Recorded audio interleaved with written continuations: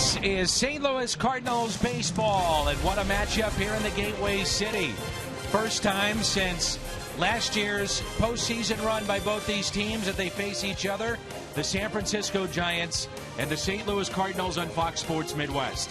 The Mad Hungarian is with us. That's Al Roboski. I'm Dan McLaughlin.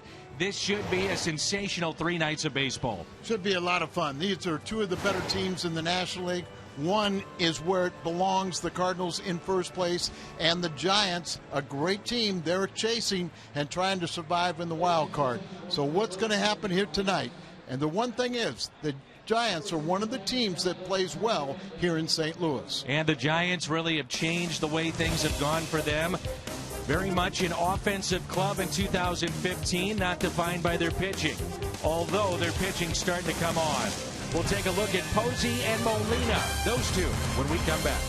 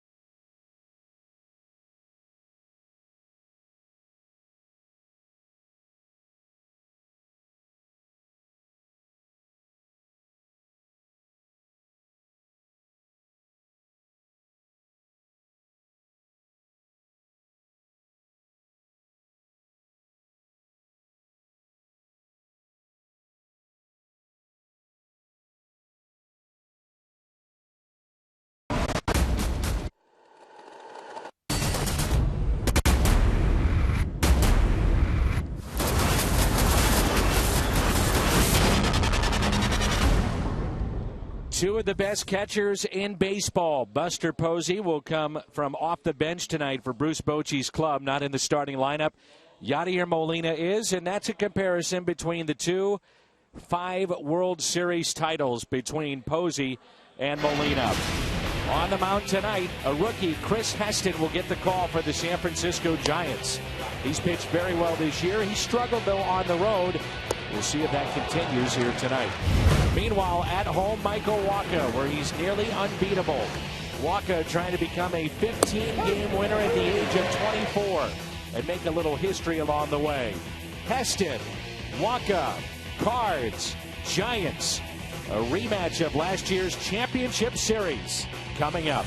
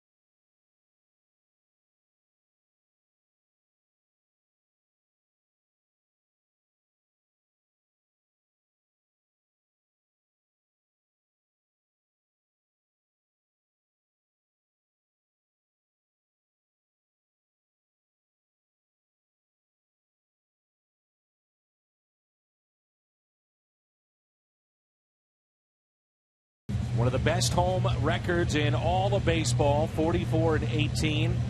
And they'll start playing tonight with a 5-game lead inside the NL Central Division. A live look, Michael Waka taking to the mound tonight to face the San Francisco Giants. St. Louis Cardinals baseball on Fox Sports Midwest is brought to you by Budweiser. Make a plan to make it home. Save big money at Menards on all your home improvement needs. And visit your local Mid-America Chevy dealers for great prices on our all-new 2015 vehicles today. It has cooled off, and we should have a dry night, hopefully, fingers crossed, here in St. Louis as the Giants make their lone visit to Busch Stadium. The Giants are #1 in average in the National League. GREGOR BLANCO will lead things off, followed by a Rookie of the Year candidate, Matt Duffy. Then Brandon Belt, red hot in August. Hunter Pence, the right fielder, batting cleanup. Brandon Crawford, a breakout season offensively for the slick fielding shortstop. Andrew Suzak, this is his first start since July 18th when he sprained his right thumb. He's off the DL, in the lineup. Justin Maxwell is in left field. KELBY Tomlinson, their second baseman, and Chris Heston, the pitcher. On the bench for Bruce Bochy's club, switch hitter, one lefty and two righties, and one of them a good one in Buster Posey. Michael Waka getting the call tonight. His record stands at 14-4 as he will face GREGOR BLANCO to lead it off. He's tied for the most wins in the National League with 14. Garrett Cole is also going today, but he's losing 3-0 as the Pirates fall behind Arizona at home. Michael Waka, he wants a little revenge. The last pitch that he threw ended the Cardinals season last year. Travis Ichikawa hit that 3-run home run in the playoffs. Different story right now. And the first pitch is a strike, and we're underway. The Giants, a very good road team in terms of their offense, averaging nearly 5 runs a game on the road. And quickly, no balls, 2 strikes. Notice the last time out for Michael Wacha always works fast, but he was as fast as we had seen him this year against Pittsburgh. He's facing a club that is 500, 29 and 29 on the road, but like you said, they could score some runs. They just came off a sweep of the Washington Nationals, and they hit really well in that series. The last 3 games, they had 25 runs on 33 hits. Here's a 1-2. And it's popped up into shallow center. Going out Johnny Peralta, and he puts it away.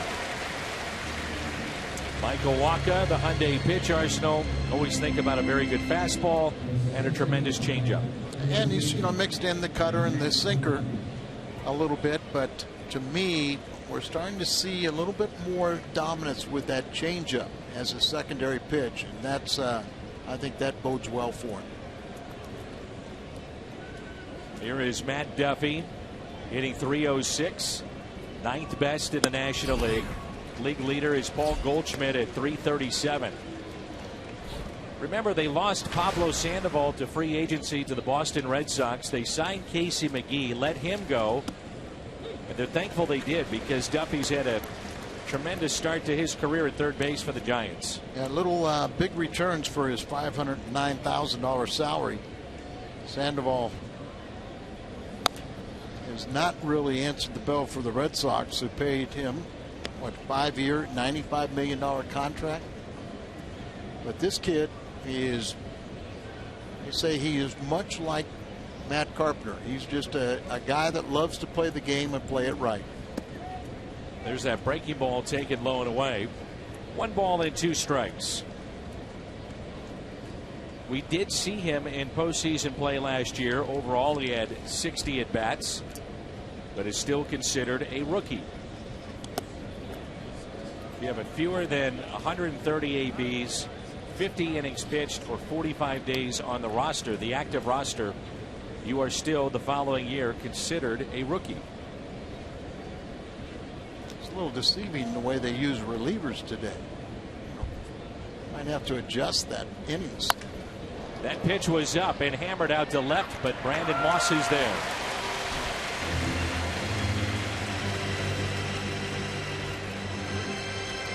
Cardinals defense presented by Dobbs. Moss in left, Hayward his 22nd career start in center field. Piscotty is in right. Carpenter, Peralta, Wong, and Reynolds on the infield.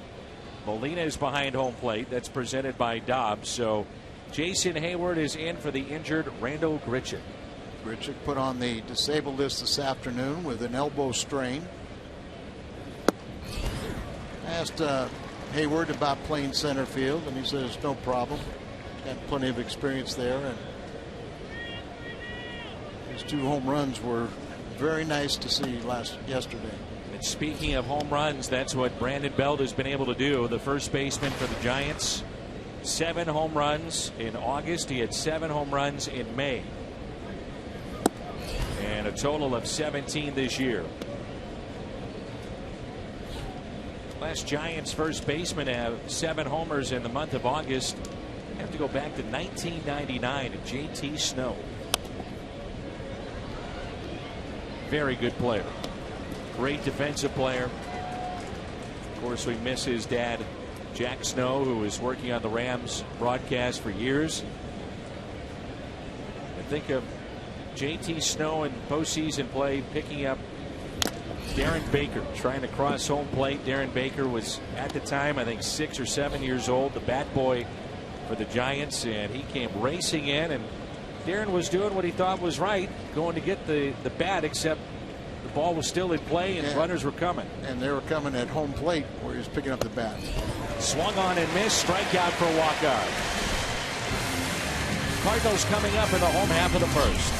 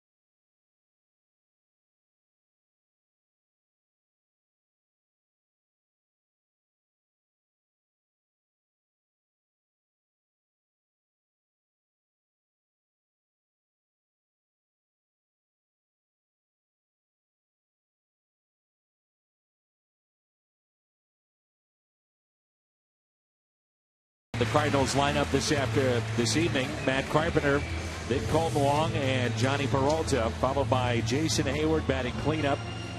He's hitting .327 at home this year.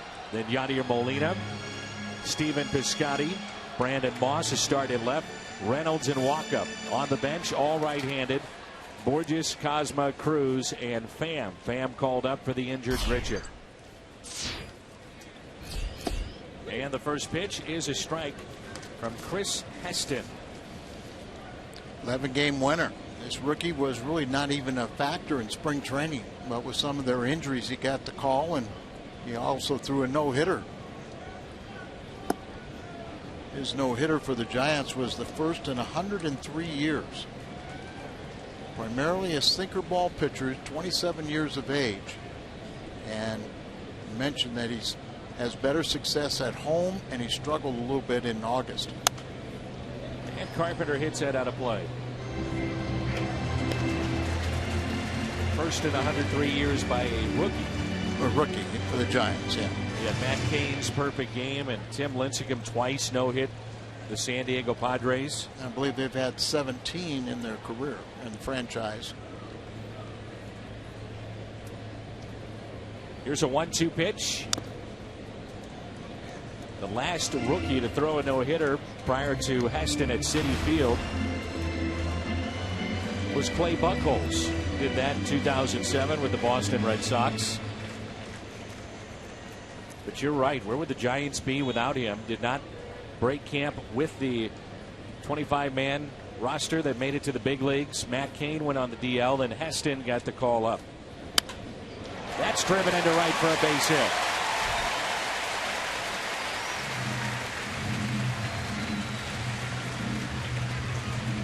What does Chris Heston feature? A look at the Hyundai pitch arsenal.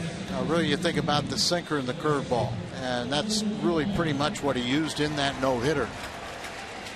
It was a majority of sinkers. That's what he's known for. He'll get a high percentage of ground balls, so when he does give up a hit, they always feel he has the next pitch the ability to get that twin killing.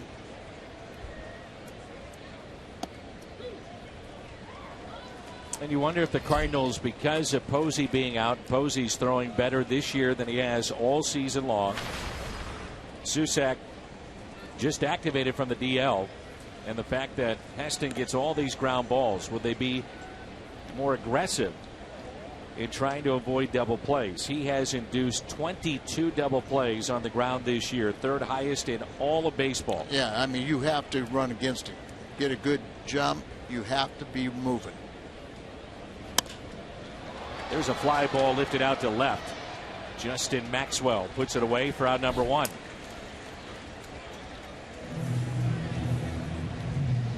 Look at the Giants defensively. Maxwell is in left. Blanco, very good defender, in center. Hunter Pence is in right. Duffy, Crawford, Tomlinson, Belt along the infield. Susac is behind the plate. That's presented by Dobbs. Here's Johnny Peralta. And that no-hitter that Heston threw was June 9th. Struck out 11 and hit 3 Mets hitters. But he threw 66 sinkers and 30 curveballs out of his 110 pitches. Only 2 of the outs, 2 of the 27 recorded in the air. Here's an 0-1 pitch to Johnny Peralta. Breaks his bat. Crawford to his left. Only play across the diamond. Wanted to get 2, and he wanted to flip to Tomlinson, but didn't take that chance. And Carpenter in scoring position. It looked like Crawford may not have had the handle on it, so as he gets there, but he shows his tremendous range. He went to flip it there, and then Carpenter was a little too close to the bag, so he tried to get the sure out at first base. But Brandon Crawford, leading with home runs and RBIs and National League shortstops, but he's noted for his glove, and he's a good one. Hayward with 2 home runs yesterday. Strike 1.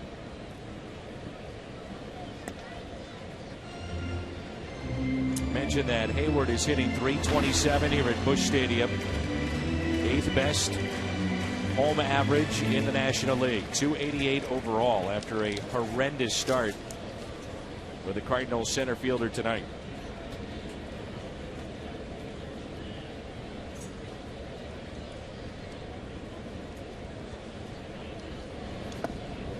Of concern for the Giants, Chris Heston pitching this deep into a season, which he basically has not had to do pitching in the minor leagues. And in the month of August, his ERA is close to 6. He's 0-2. It's signs of wearing down just a bit. Yeah, I looked at his innings pitched last year. He's like 170 plus. So it's not so much that, but it's that extra month of activity. Talk about the minor league systems. I know their Cardinals season's over the 7th of September, but most of the time it's right around the end of August. And for young pitchers, the first time they experience pitching in September, or in the case of both these clubs, late into October, it does take a toll. And there's a good pitching coach in Righetti. Popped up off the bat of Hayward near the Giants dugout and out of play. Dave Righetti's been around a long time. Boy, he's done it all. You know, he's from an outstanding starting pitcher to a closer, long-time pitching coach, and I think that really kind of speaks well for the Giants. The longevity they've had with their staff. You know, that guys in the front office have been there. You know, then you've got Bochy, his 9th year here. Same thing with many of his coaches. They've been around a long time and really have cemented. They do things right, and people know what is expected of the Giants now when they come up through their system. Righetti now in his 16th season in San Francisco. There's a look at Bruce Bochy. He was a Hall of Famer. I would agree. 2-2 pitch. But Righetti now the longest tenured pitching coach in the big leagues. 16 years, and he had a 16-year pitching career. Well, think about it. You know, you talk about 16 years, the longest tenured pitching coach, and then Dave Duncan was like twice that. 29 years. So almost twice the time that Righetti's been there. And I think that people thought that was going to be the biggest loss, but Derek Lilliquist has done a great job. 74 miles an hour. Hayward swings through it. First strikeout for Chris Heston. And there's no score.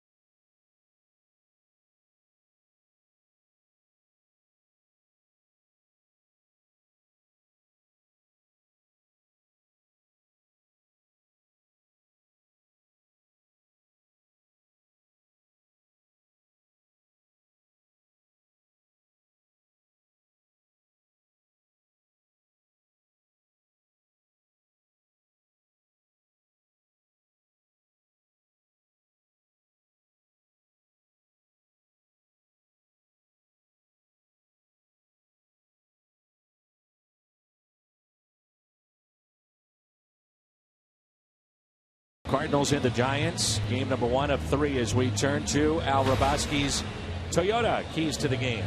Well, against Heston, you got to get the ball up. You know, he's a sinker ball pitcher, so you're going to get a lot of ground balls, get a little air underneath it, and get some base hits. And then don't relax with 2 outs. 43% of the runs that San Francisco has scored this year have come with 2 outs. So you get 2 outs, you got to bear down even tougher. Hunter Pence, Brandon Crawford, Andrew Susac. Pence came over from the Phillies back in 2012. He's had back-to-back seasons of playing in every single game for San Francisco. Former second-round choice of Houston in 2004. No balls and 2 strikes. Pence with 9 home runs. He has driven in 40, hitting .281.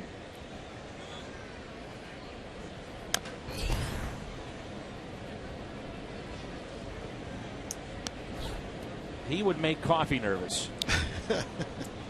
He's jumping all over the place. Oh, he's put together a nice career. Remember when he first showed up with the Astros, and very unorthodox, but he gets the job done. And he strikes out. Number 2 from Michael Wacha.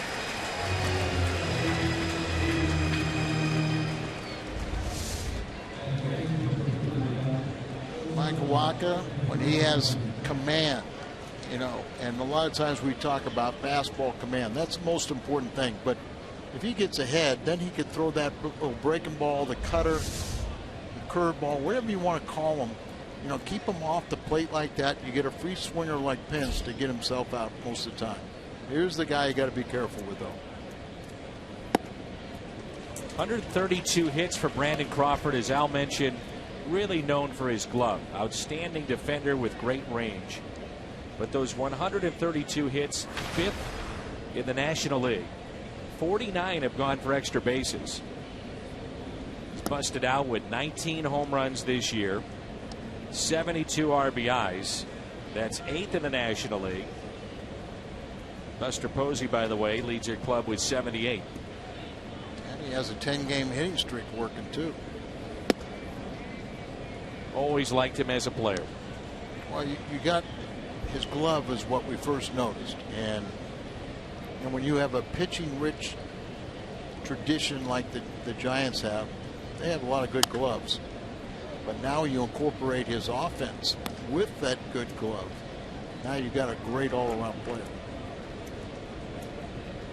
There's Buster Posey, who's played a lot of first base as well as catcher, trying to make sure he stays fresh.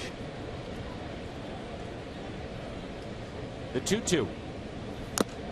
Held on to by Molina. 3 strikeouts in a row for Michael Wacha.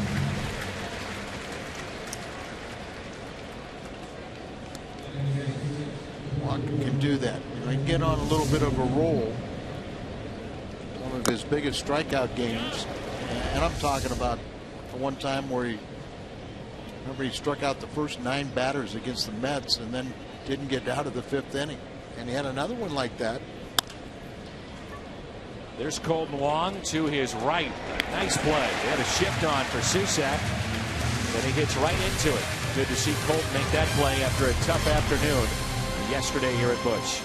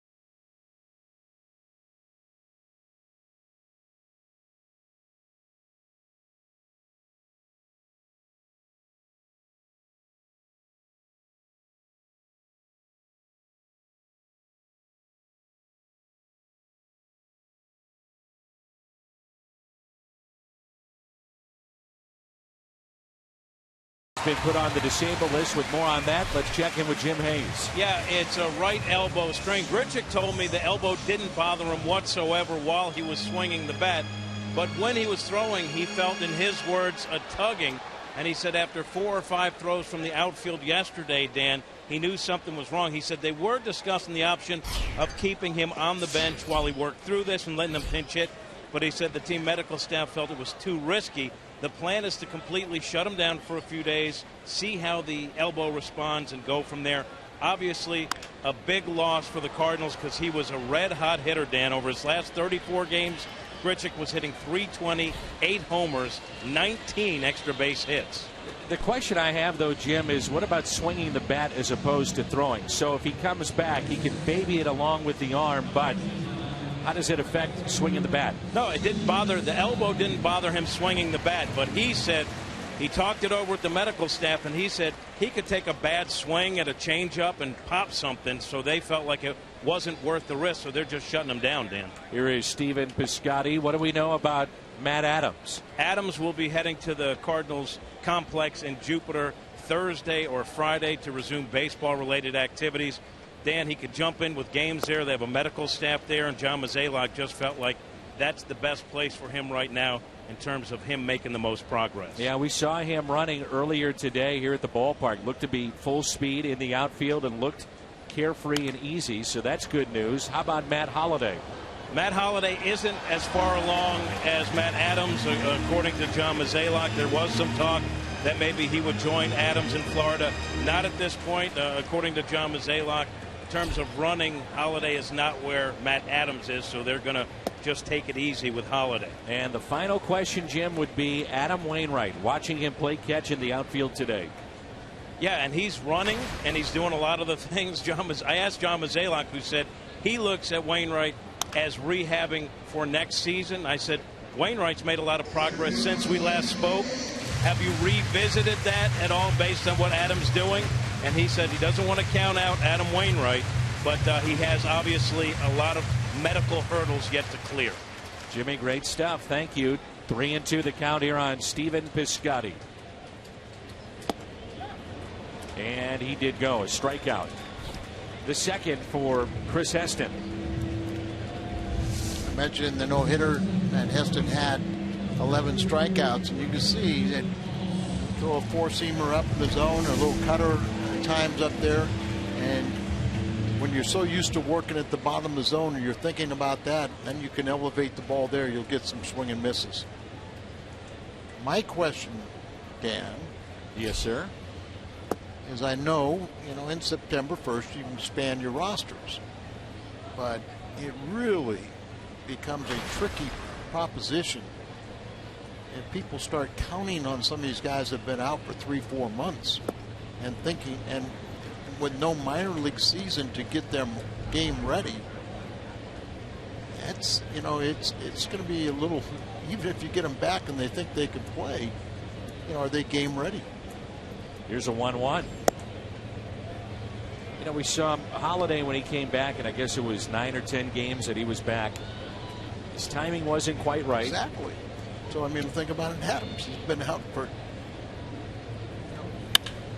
Moss hits into the shift and right past Tomlinson, and a base hit into right. Been a tough go for Brandon Moss. He's now 6 for 35 wearing that Cardinal uniform. Well, but maybe, when you're struggling, you just hope for one hit. Sometimes you get a little flare or quail. This is a hard hit ball. Tomlinson, they say that he's not a very good defensive ball player. He's got a nice bat, but he's not there for his glove.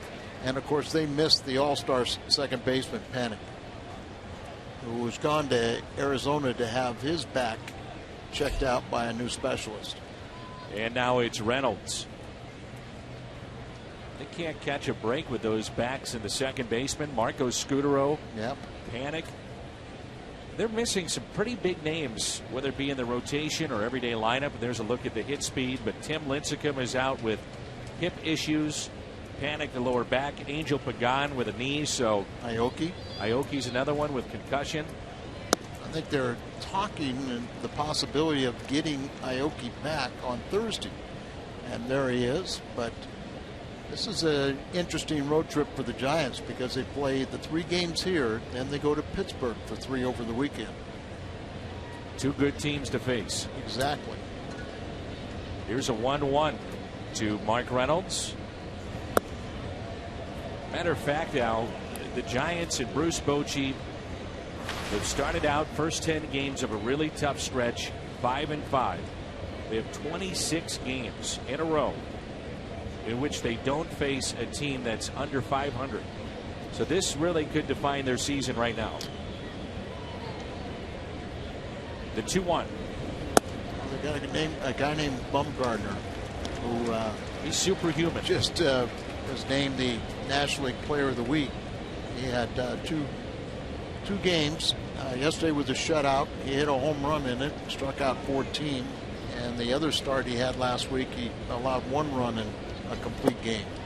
And they said that's what really saved their bullpen. Their bullpen was on fumes when they got swept 4 games on their last road trip in Chicago to end that. They said they just had no chance. But with Bumgarner's 2 complete games last week, they feel like the bullpen's in pretty good shape. 3-2. There goes Moss, and it's fouled back. So 18 innings, 26 strikeouts in the 2 games. 1 run allowed. Man, he was so good last year in the postseason. Historic all-time record for workload. 52 2/3 for Bumgarner, 1.03 ERA.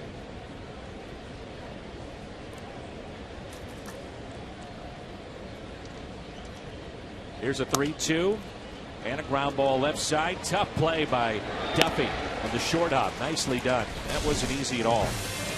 Cardinals have stranded 2. We played 2. No score.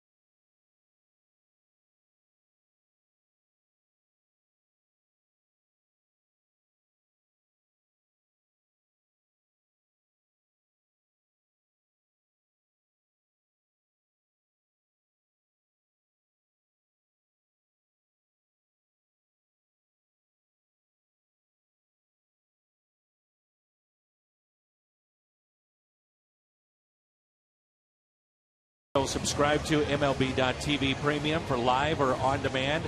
Over 400 devices, real-time highlights, live look-ins, pitch tracking, and more. Visit MLB.TV for details. 7, 8, and 9 for San Francisco. Justin Maxwell, Kelby Tomlinson, Chris Heston, the pitcher, against Michael Wacha, trying to become a 15-game winner. The last Cardinal to be the first in baseball to get to 15 wins. Joaquin Andujar.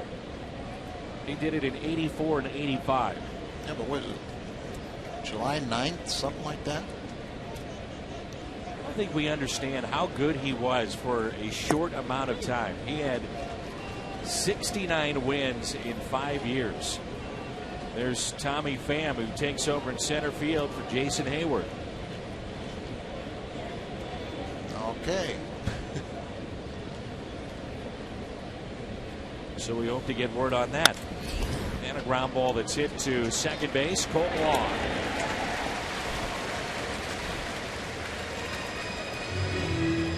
Very tough afternoon yesterday for Colt Wong. Couple of errors that led to big innings and probably cost the team a win. And you can see he wears his emotions on his sleeve. And I said it yesterday, Al. He gets off to a good start. Expect a good game. I heard you, and I agree with you. But we've seen more sensational play than, the 2 potential double play balls that he booted yesterday. But it's part of the maturing process. It's how to put that aside and try to continue and have it turn a negative into a positive. But I think we all expect that Colton's going to win some Gold Gloves in his future. 1 out and a 1-0. Fouled back by Kelby Tomlinson. He's wearing the glasses, and he actually has 20/30 vision. And he says he wears it in particular during night games.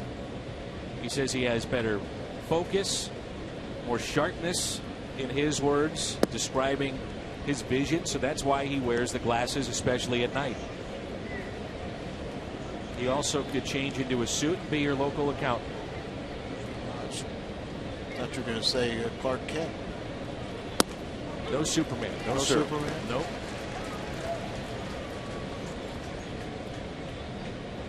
Two and 2 the count.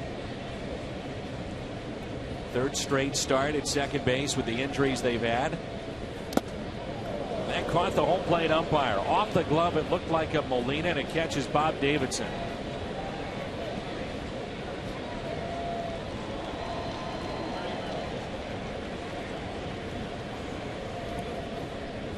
Bob's been around a long time.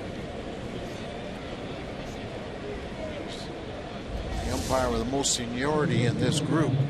Breaking ball right there, and boy, got the best catcher in the world, and just goes off the top of his webbing and hits him right around that collarbone there.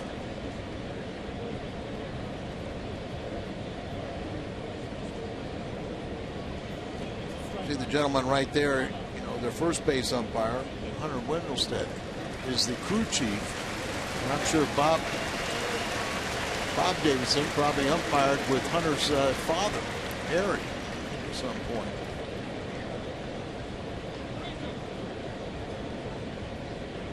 Jason Hayward, we get news he's removed because of left hamstring tightness. 3-2 pitch hit out of play.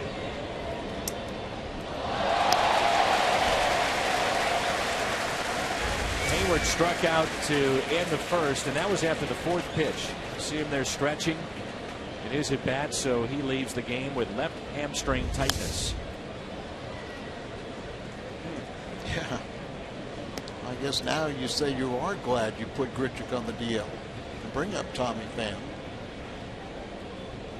Already playing with a short bench. You're Mike Matheny, you're like, well, what else could happen? Pretty good battle right now. Cardinals have dealt with so many injuries to key players this year. Hopefully that's not serious with Hayward, and he's just being cautious with it. And sometimes just by alerting Mike and the coaching staff and the medical staff, you can ice it down, take care of it, and turn it into just a one-night affair instead of really going out there and trying to stay in the game and hurt it. Good at bat by Tomlinson, and a 1-out walk. StubHub. You can get the StubHub app. Select your favorite teams, artists, and discover new ones too. It's the official fan-to-fan ticket marketplace of the Cardinals. Don't overlook Chris Eston. He can swing the bat. Very good bunter too, with 5 sacrifices. And overall, the Giants folks tell us a very good athlete. He's hitting over 200, so Show him the respect he deserves. Carpenter way in on the grass at third.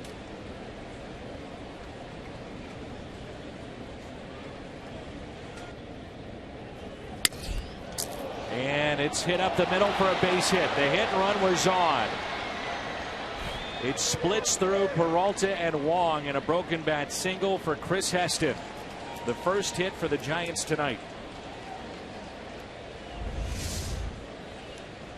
Making contact, showing bunt, pulling the bat back, and up the middle. Wasn't hit particularly hard, but extremely effective. Now you have to pitch your way out of it, and Waka is capable of doing that. But Blanco has done a really nice job batting .400 since moved into the leadoff spot. 5-game hitting streak on the line here tonight.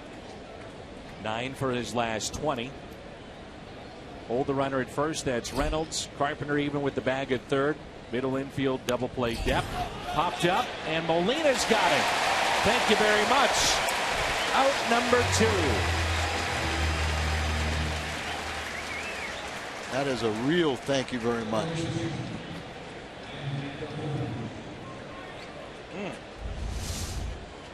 You know, I mean, right here, you're bunting to get your pitcher in a scoring position. And you just did the Cardinals a favor. Now Waka has to punctuate it by getting the third out before they can score. And here is Matt Duffy, third baseman, fly to left, first time up. I wonder if it was a safety squeeze and somebody just didn't pick it up, because there was no break at all from Tomlinson at third. That's why, you know, I mean, that's the only thing you could think is a safety squeeze, but it sure didn't look like the runner knew anything about it.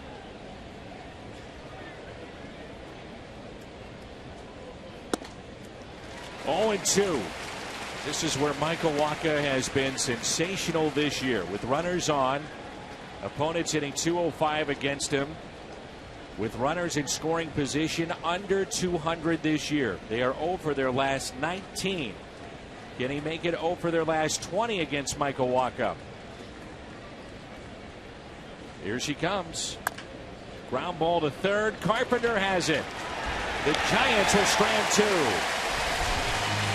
Wacha escapes here in the third.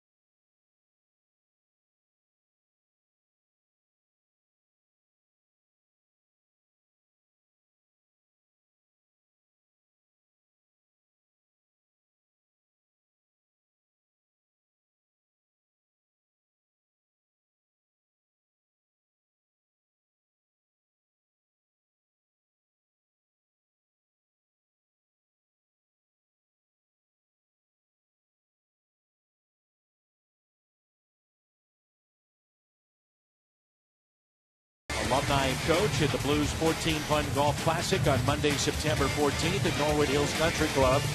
All foursomes are paired with a Blues celebrity for 18 holes of golf. Visit stlouisblues.com/golf classic for more information. Michael Wacha, Matt Carpenter, Colton Wong for the Cardinals in the bottom of the third as Wacha pitched out of a jam. No score.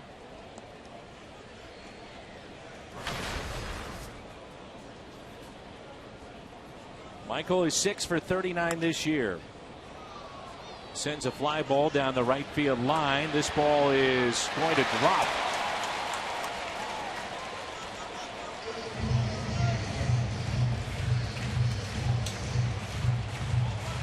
I'm not sure where Pence was playing, and I'm assuming he's got to be playing in with Wacha at the plate. If so, that ball's got to be caught. They might have all heard little footsteps as they got near the foul line there, but you would think, and kind of pulled up a little bit. Looks like a little frustration. New life. How many more pitches will you throw to Wacha? There's an 0-2. Heston leads all Major League rookies with 11 wins. Matt Duffy, the third baseman, leads all rookies in hits. Wacha into center field, and the catch is made by Gregor Blanco. The last team that had rookies lead in hits and wins, the 1963 White Sox. Gary Peters was the AL Rookie of the Year, went 19-8. Pete Ward, he had 7 more hits than the National League Rookie of the Year, and that was Pete Rose back in 1963. Who would have thought? Isn't that something?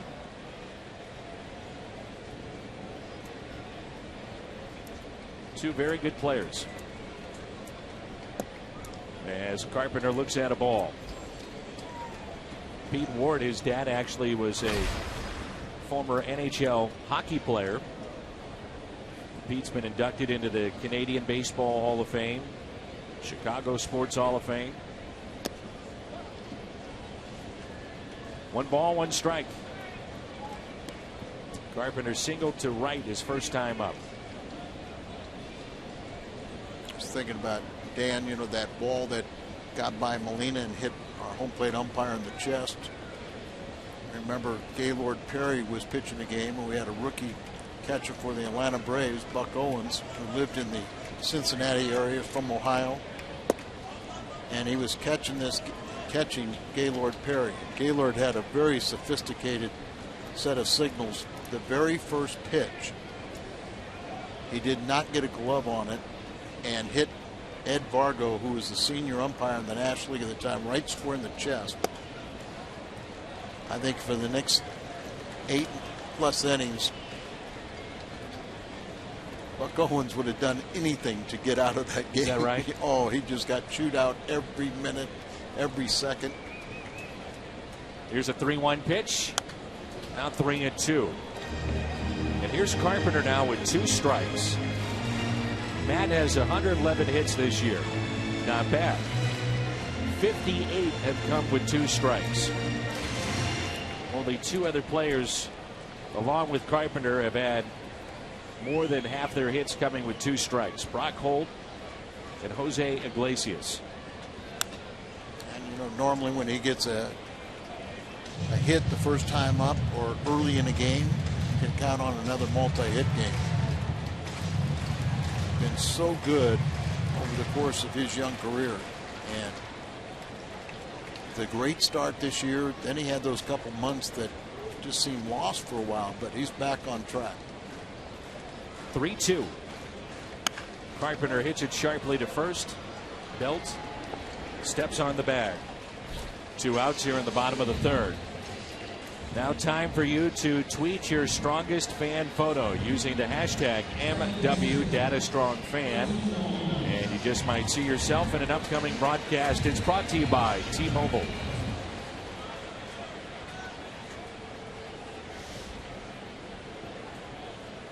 With 2 outs, it brings in Colton Wong. Breaks his bat, pulls it foul, hitting just .216 since the All-Star break. 167 this month. This is truly, as you know, the dog days of summer. This is the grind, isn't it? It really is, but I've got to admit that our summer has been not too shabby. It's not bad at all. I mean, there have been some hot days, but I think these wonderful cooler nights that we've been experiencing, they're not playing on the turf anymore. So I think it's a lot easier for the guys to stay hydrated and ready to play. 1-2. You're talking about young hitters like a Colton Wong, who, you know, all of a sudden has had success, and then all of a sudden you try a little harder to make it even better, and you complicate things. 2 balls, 2 strikes. Arizona leading Pittsburgh and Garrett Cole. That's 4-1 in the 6th.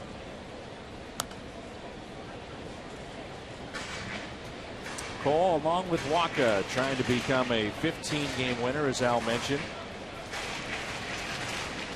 He has not lost consecutive starts since 2013. And Cole lost his last start against the Cardinals. The 2-2.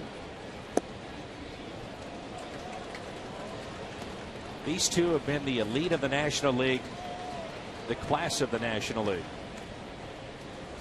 5 years have featured either San Francisco or St. Louis, representing the senior circuit, the World Series. It's the Cardinals' year again. Seems to be that way, doesn't it? They do it on the even years, we'll do it on the odd. Bruce Bochy just seems to be at his best in postseason play. Pulls all the right strings. Whitey Herzog said his move last year was one of the greatest all time.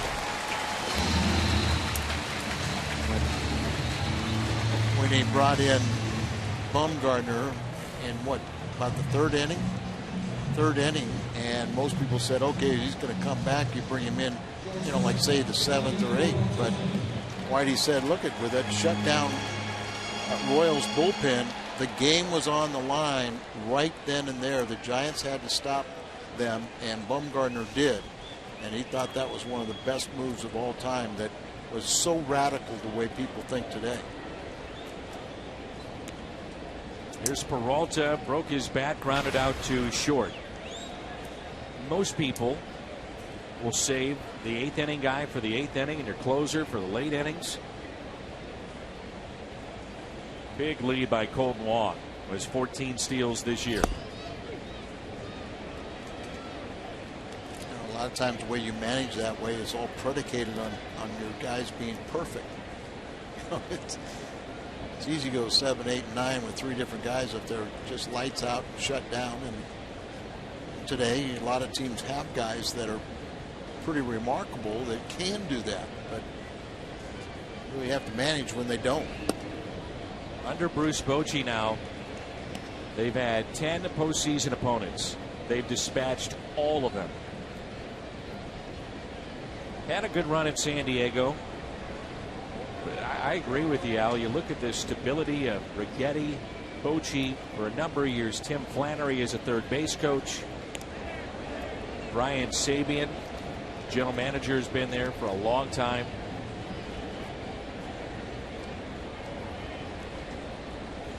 Bochy came to the Giants, we all kind of wondered what was going on, but obviously he knew the state of the San Diego Padres, the team he left, and the future of the Giants. Here's a 1-1. Late swing by Peralta. When Heston works on 4 days rest, 3-5 is his record. That's his status for tonight's game. 5 or more days rest, he is 8-2.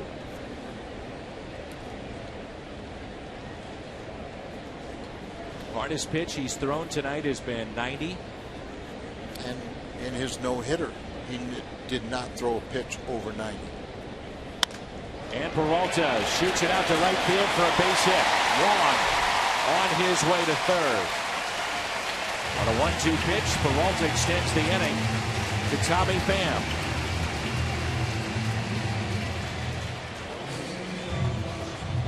Johnny's had a good homestand, batting over 350. But, you know, you'd just like to get him consistently swinging the bat, pulled long.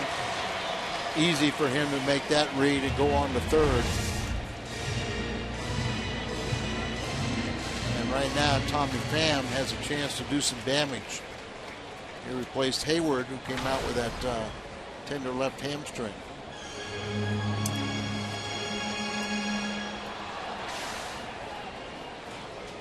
Remember, Pham had a quad injury in spring training. He was just on fire early in camp, had that quad injury and missed April and May of the regular season. And he chops it left side. And a force play at second. Duffy to Tomlinson. Cardinals strand 2. We head to the fourth, and there's no score.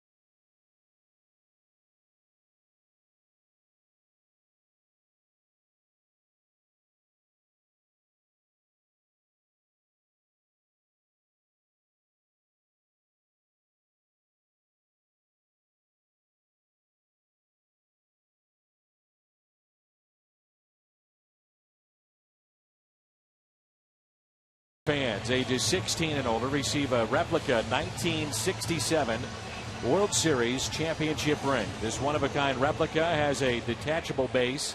It's wearable. Get your tickets for September 4th. Cards and Pirates, Cardinals.com/promotions. Belt, Pence, Crawford. 3, 4, and 5.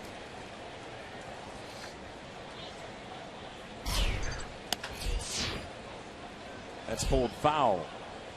Brandon Belt struck out his first time up. Walker has given up a base hit. Walked 1, struck out 3. Michael Walker turned 24 back on the 1st of July. He's trying to become the first to get to 15 wins. And to do it at this age, this young, since Scott Erickson. Remember him? Right-hander with the Twins in 1991. And those that have done it at this age, it's really a who's who. Roger Clemens, Vida Blue, Brett Saberhagen, Greg Maddux. He's had a tremendous year. That swung on and missed, and a strikeout of Belt.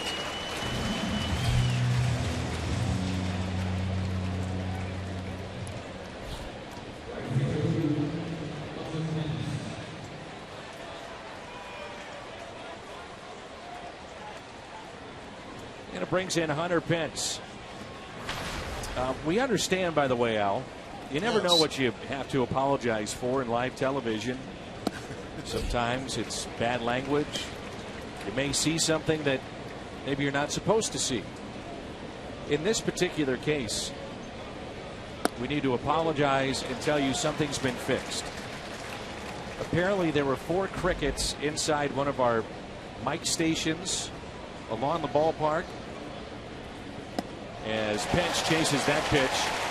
And the crickets were having a little fun during the telecast tonight. And so it got a little annoying for the fans at home. And so we apologize for that, but we have taken care of the situation, if you know what I mean. That almost sounds like something Jim Hayes needs to investigate, but I accept your apology. Well, it was both of us apologizing to everybody else. But I'm glad you accepted. Accepted on behalf of everybody else.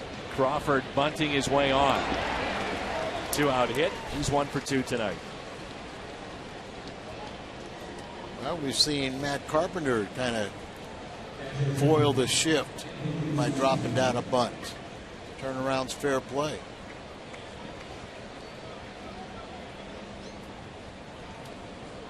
But if you want to do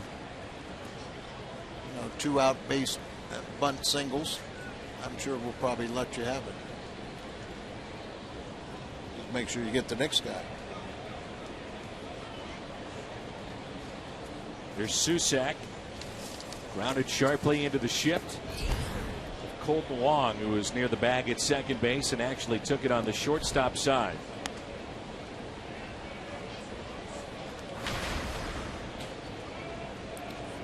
Susac was the Giants' top prospect according to Baseball America coming into the season. Hector Sanchez was sent to AAA today to make room for Andrew. And he pops it up into shallow right. Steven Piscotty puts it away.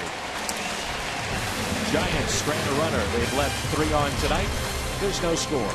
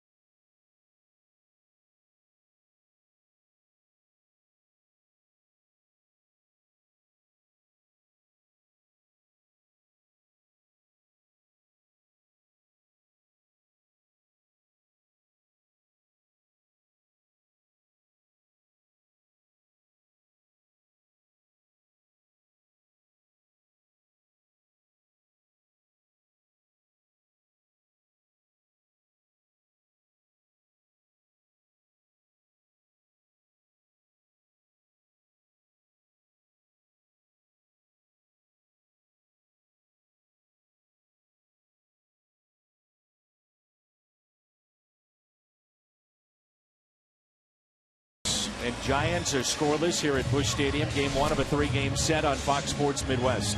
Let's check in with Jim Hayes. Dan, Mike Matheny says he's taken a wait-and-see approach on the possibility of Adam Wainwright pitching this year. But Mike told me that doesn't stop him from getting in a few friendly digs. Mike says whenever Wainwright tells him how he's running and doing things way ahead of schedule, Mike responds with the same words. I'll believe it when I see you hit your spots. Mike says it's all in fun because Wainwright is the last guy to need outside motivation. He says Waino is making great progress with his recovery and he's smart about it. Mike says he's not pushing too far. Dan, Mike says he'll wait and see where it leads. Here's Yadier Molina. Jim, there was a skunk in L.A. We've had crickets here tonight. Any update on the crickets or the skunk? Well, usually when Al makes a joke, we hear crickets.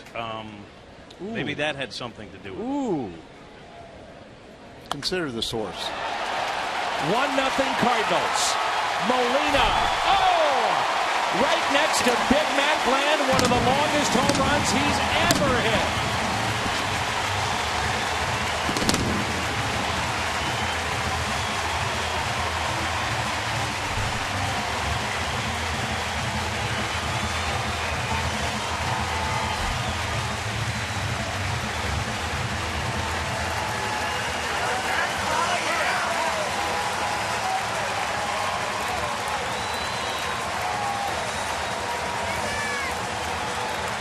That's what they call elevating the ball. You could tell that was a blast, just the way it took off the bat. The sound was distinct. And a fly ball into right off the bat of Steven Piscotty for the out. That's only the 9th home run allowed this year by Chris Heston. Only the 9th. He knew it. And the expression like, wow. He wowed himself.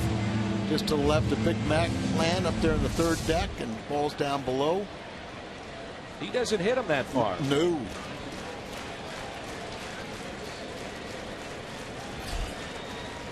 Shift is on here for Moss, who singled past Tomlinson, the second baseman, first time up.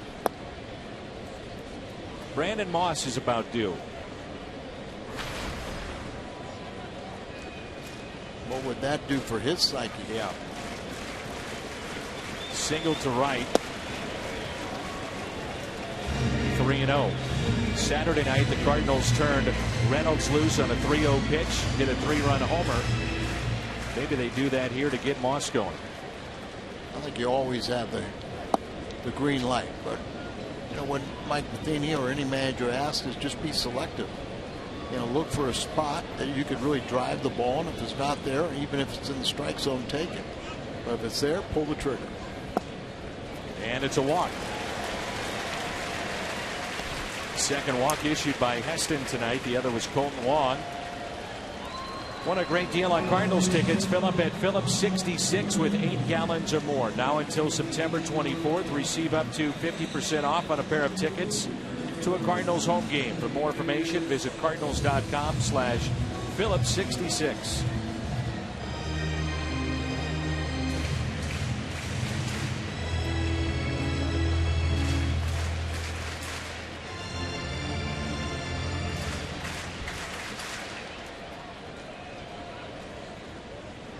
Reynolds bounced to third first time up.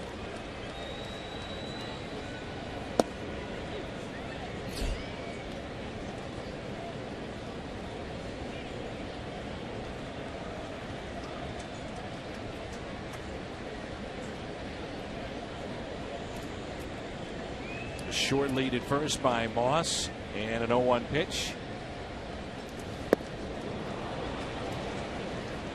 Heston, originally drafted by the Nationals, did not sign. Then he attended East Carolina University.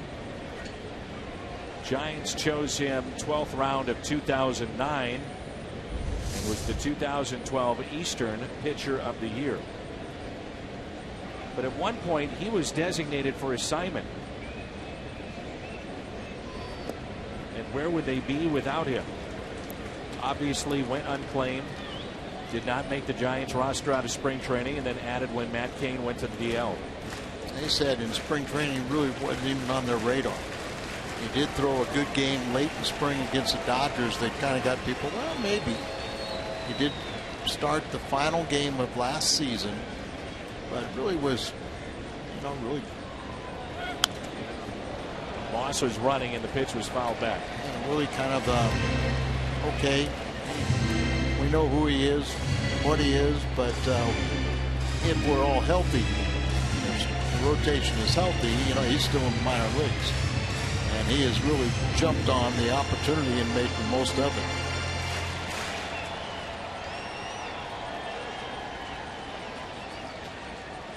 One and two the count on Mark Reynolds. Outfield is deep. Just got a piece. It looks like he short arms that breaking ball and almost at times gets underneath it. And you can see that puts a lot of stress on that elbow. He only has 4 ground ball outs tonight. 51% of the outs that he's pitched in this year in the games, 51% have been ground ball outs, 4th highest in the league. He's given up a home run. Seen a few fly balls. 1-2 pitch inside. His last time out he lost, but he really didn't pitch that poorly. He allowed 1 run in 6 1/3 innings, a 2-0 loss to the Astros. But he did have a 5.40 ERA coming into this action in the month of August, and that was following a very good sub-2 ERA in July. The 2-2. 3-2. Walker on deck. This is where it's tough for a free swinger, kind of like Reynolds, batting in that 8 hole with a pitcher on deck. 3-2 pitch. You would have to assume it's probably going to be a breaking ball and probably something off the plate. 3-2. There goes Moss, and the pitch is taken for a ball. Back-to-back walks.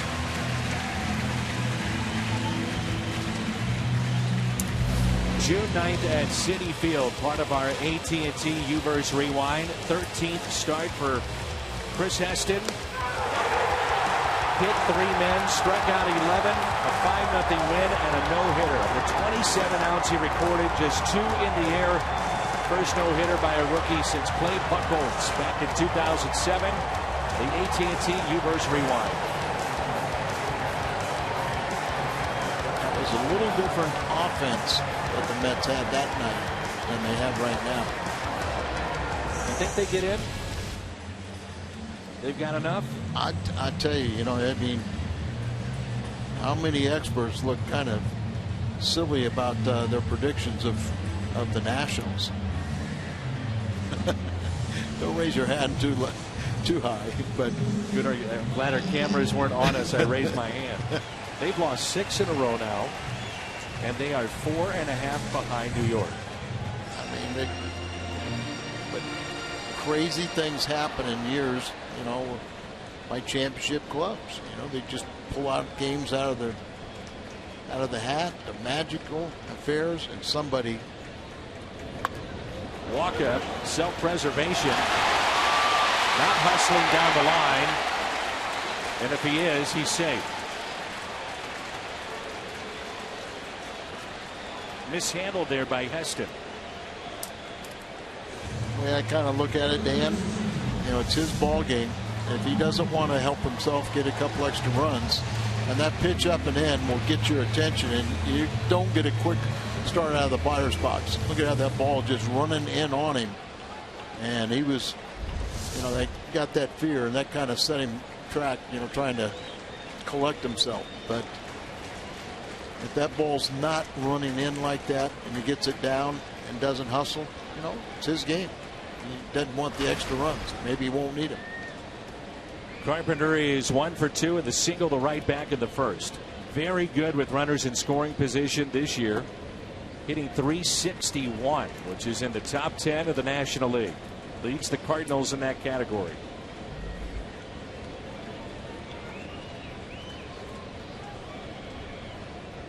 Lucky that didn't hit his fingers, too. Right. Or foul it right into his face. Here's a 1-0. 1 ball, 1 strike. By the way, we hope to visit with John Jay coming up. John will be with us, we hope, in inning number 5. Don't hear enough from John Jay, and hopefully we get the chance to visit with him.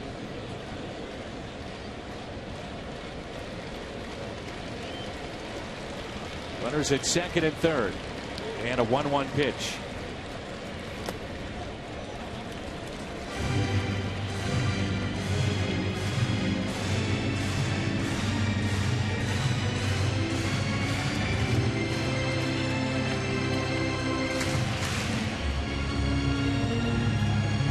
Inning started with a solo home run by Yadier Molina. The Scotty fly to right. Back-to-back walks, Moss and Reynolds. The sacrifice by Walker. And a chance here with 2 outs for Matt Carpenter. The 2-1. 3-1.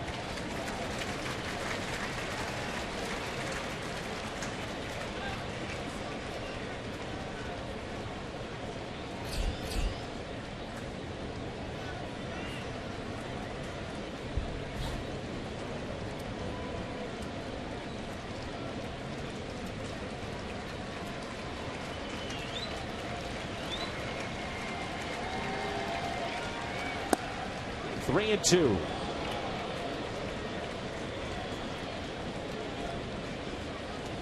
Carpenter trying for his 38th multi-hit game.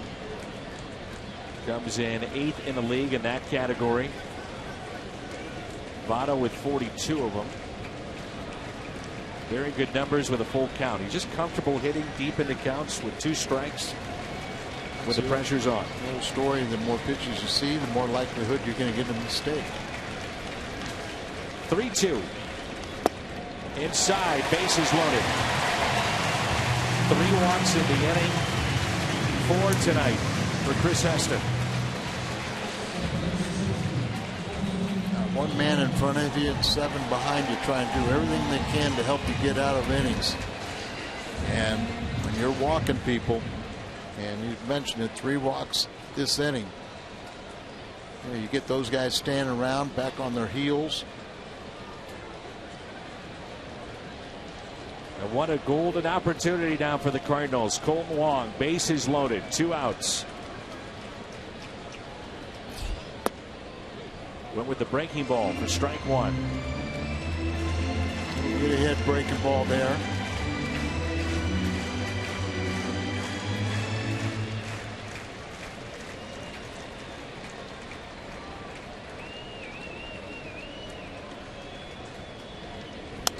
Ooh, good cut.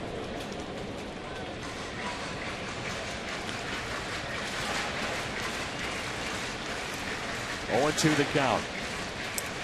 Wong walked back in the 3rd and also flied out to left.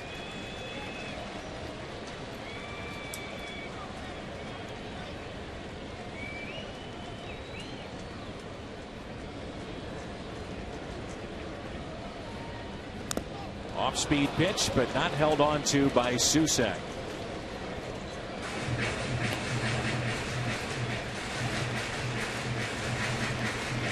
Cardinals through the first 3 innings have stranded 4 runners. And we've got 3 out there right now. Got to come up with a timely hit and break this game open. And the 0-2. Wong slaps it the other way, but foul. Boy, would that have been nice. Duffy playing way off the line. By the way, some lightning in the area here at Busch Stadium. Awful big flash attachment to a camera or lightning. It's lightning.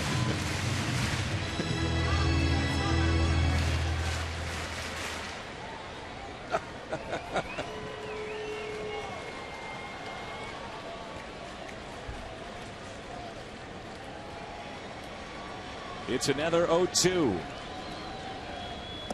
And an off-speed pitch. Wong strikes out.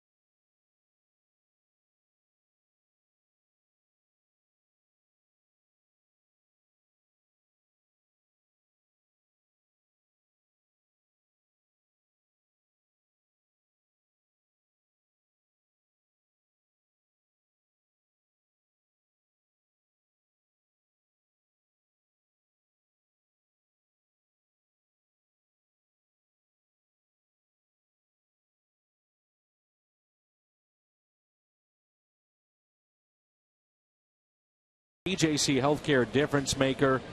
3rd in games since 2010, 4th in average. You see the steals, hit by pitch. Ouch. 66 since 2010. And John Jay kind enough to join us here tonight. Always good to see you. What's going on? Well, I'm doing okay. How are you? I'm doing all right. What's the deal? We want to get you back in the lineup. I'm trying my hardest. Just working hard every day here with Adam Olson. And just been getting after in the weight room too, and just trying to get stronger, trying to get better, so I can get out there as soon as I can. Well, I do see you dressing out. You're at least running. You're catching the balls. You're throwing. What about just taking a bat, swinging it away, and trying to get that wrist at least acclimated to baseball activities? Yeah, I've been taking swings in the cage, so everything's progressing. I'm on a program right now, so just trying to stick to it and get better every day. How tough has this been for you? Yeah, it's been a long season for me, but the most important part now is being healthy and getting out there and hopefully being able to contribute. We have shots of you. It seems like nightly. You're one of the ringleaders down there having fun. I guess that's something that you have to do. When you're not playing in the game, you still got to keep up beat. You got to be one of the good teammates down there and just make sure you're supportive. Yeah, just just trying to be supportive here and be positive. I know how hard this game is, and we got to keep things loose sometimes, but it's just a part of what we do, and it goes back where we work hard all day, and then it's time for the game, it's time to play hard, but we're gonna have fun too. Maybe the most important question you can answer is what is going on with Carlos Martinez and the Cubs. I don't know about the Cubs. I'm not a fan of the Cubs. I'm not a fan of the Cubs. So. You're not? No, I'm not a fan.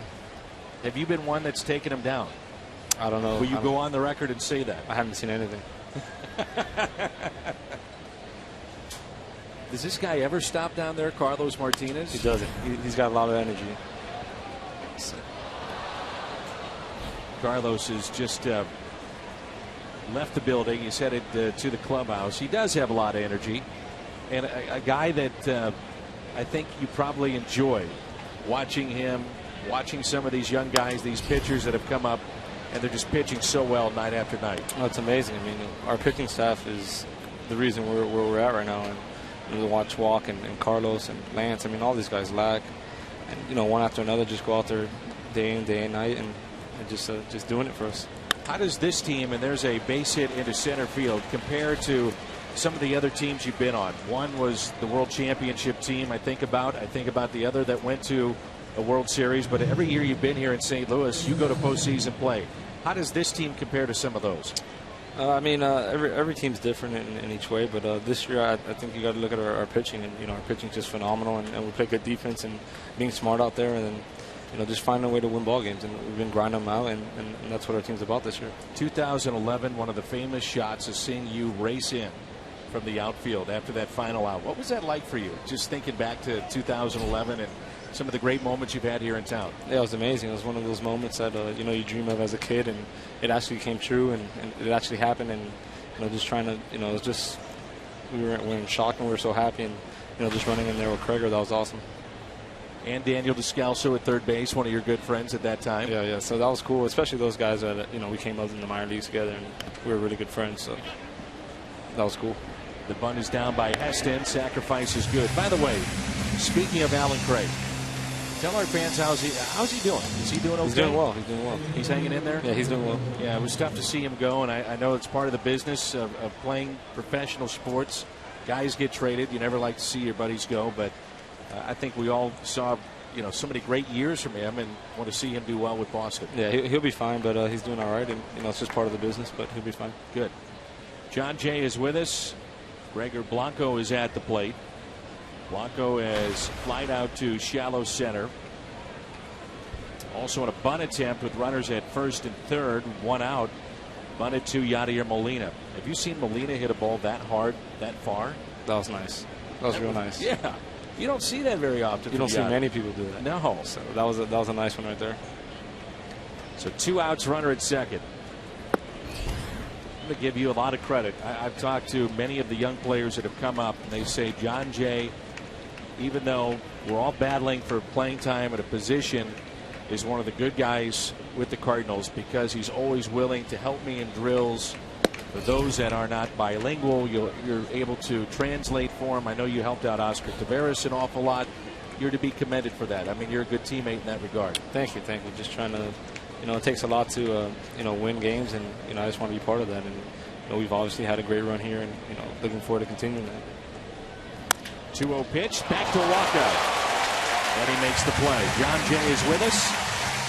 We'll tell you about some of his charitable efforts making a difference off the field when we come back.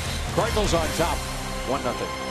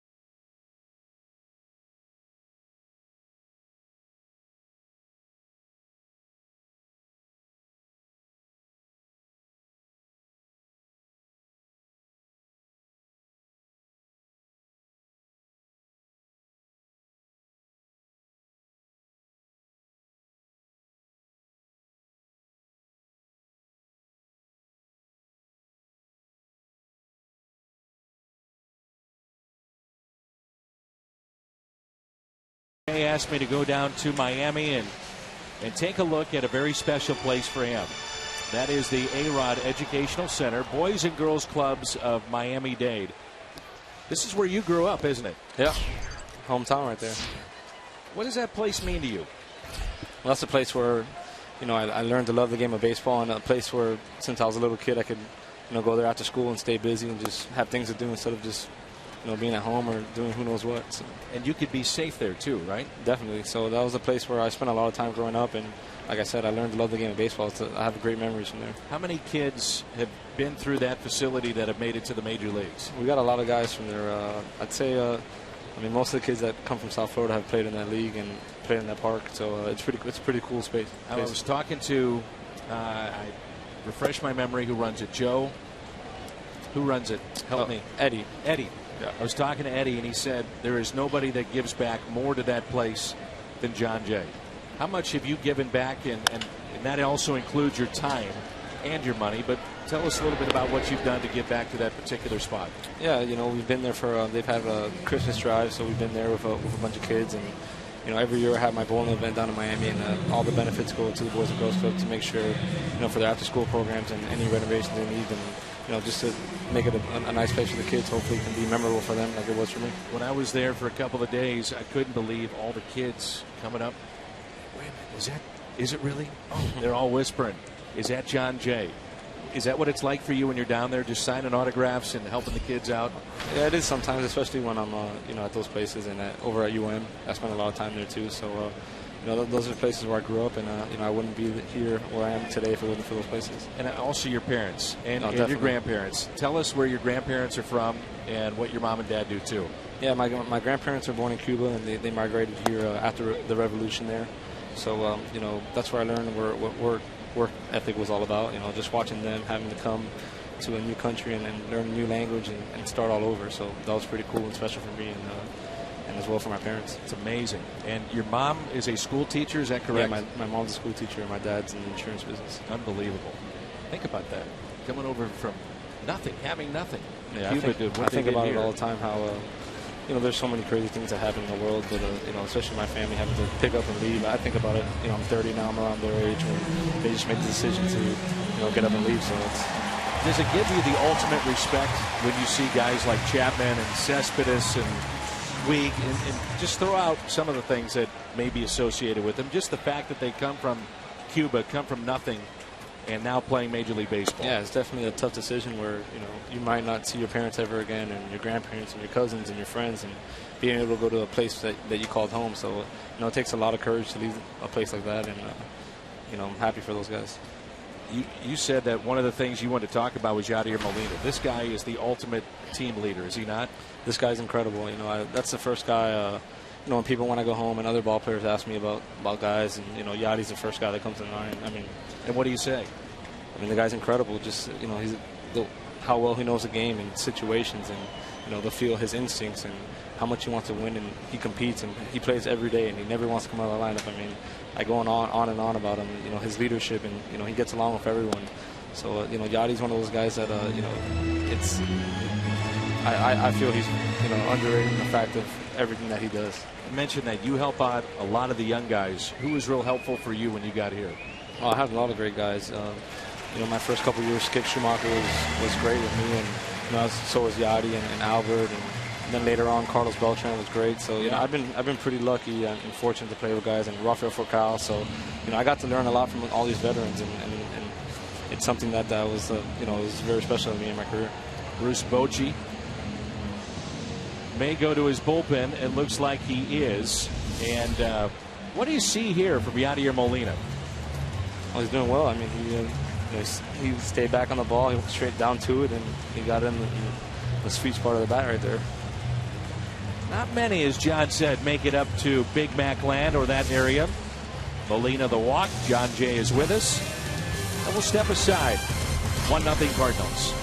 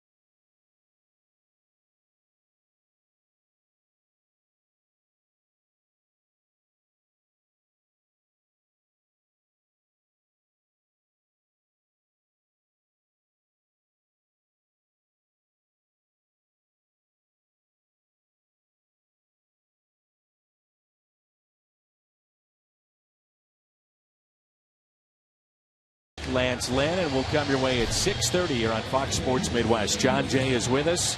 Here's Stephen Piscotty. Yasmero Petit, 33rd appearance, and our Chevy call to the pen in relief of Chris Heston. And a runner at first base is Yadier Molina. So young guy like Piscotty comes up. What do you tell him? Just go out there and play his game. You know, he's been around us in training, and he's seen what this is all about, and you know, he's done a great job of just, you know, getting here early, doing his stuff, and just being a professional. So he's been great, and he's been playing well. So he has been playing well. Here's a 1-0 pitch to Stephen Piscotty. Off the end of the bat, and a base hit into right field.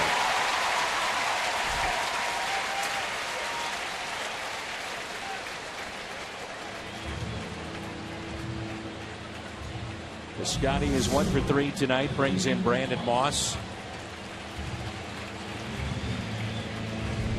How do players approach this time of year? We were talking about it earlier. You're in the middle of August. Now, it's easier to come to the ballpark, I'm assuming, when you're up by 5 games or in a pennant race, but what's it like, the dog days of playing in this town, especially with the heat?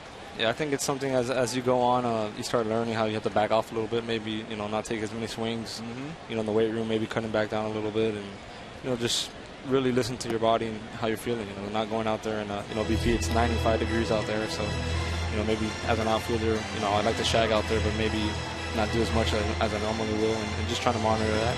And I hear you say that, and I've been watching you. You've been wearing a hood when it's 100 degrees chasing fly balls. I like it hot. No, just going out there, staying in shape, and like I said, like to get out there, get hot. That way, when I come back, I won't feel so bad out there. Are you ready for the Miami Hurricanes in football season? I am. I'm excited for that. How are the Canes going to be this year? They'll be all right. We got a quarterback coming back, Brad Kaya. I like him, young guy. But we should be all right. 1 ball, 1 strike, 2 outs, 2 on. The next 2, Moss hit out of play. So a guy like Brandon Moss comes into this situation. Do you think it floors him? He's been around the league, but this is a unique place. 45,000 people every night, just about. Yeah, it's every night, and he's pumped up. I know he was extremely happy when he got traded over, and it's been great to have him here. 1 ball, 2 strikes on Moss. With 2 runners on. Second baseman Tomlinson is at the on-field grass. In the air. Right field. Pence back, and Moss again flies out just shy of the warning track. John Jay, get healthy. Get better. Thank you. Miss seeing you. See you. Thanks for coming out. All right. Class act, John Jay. It's 1-0 as we head to the 6th.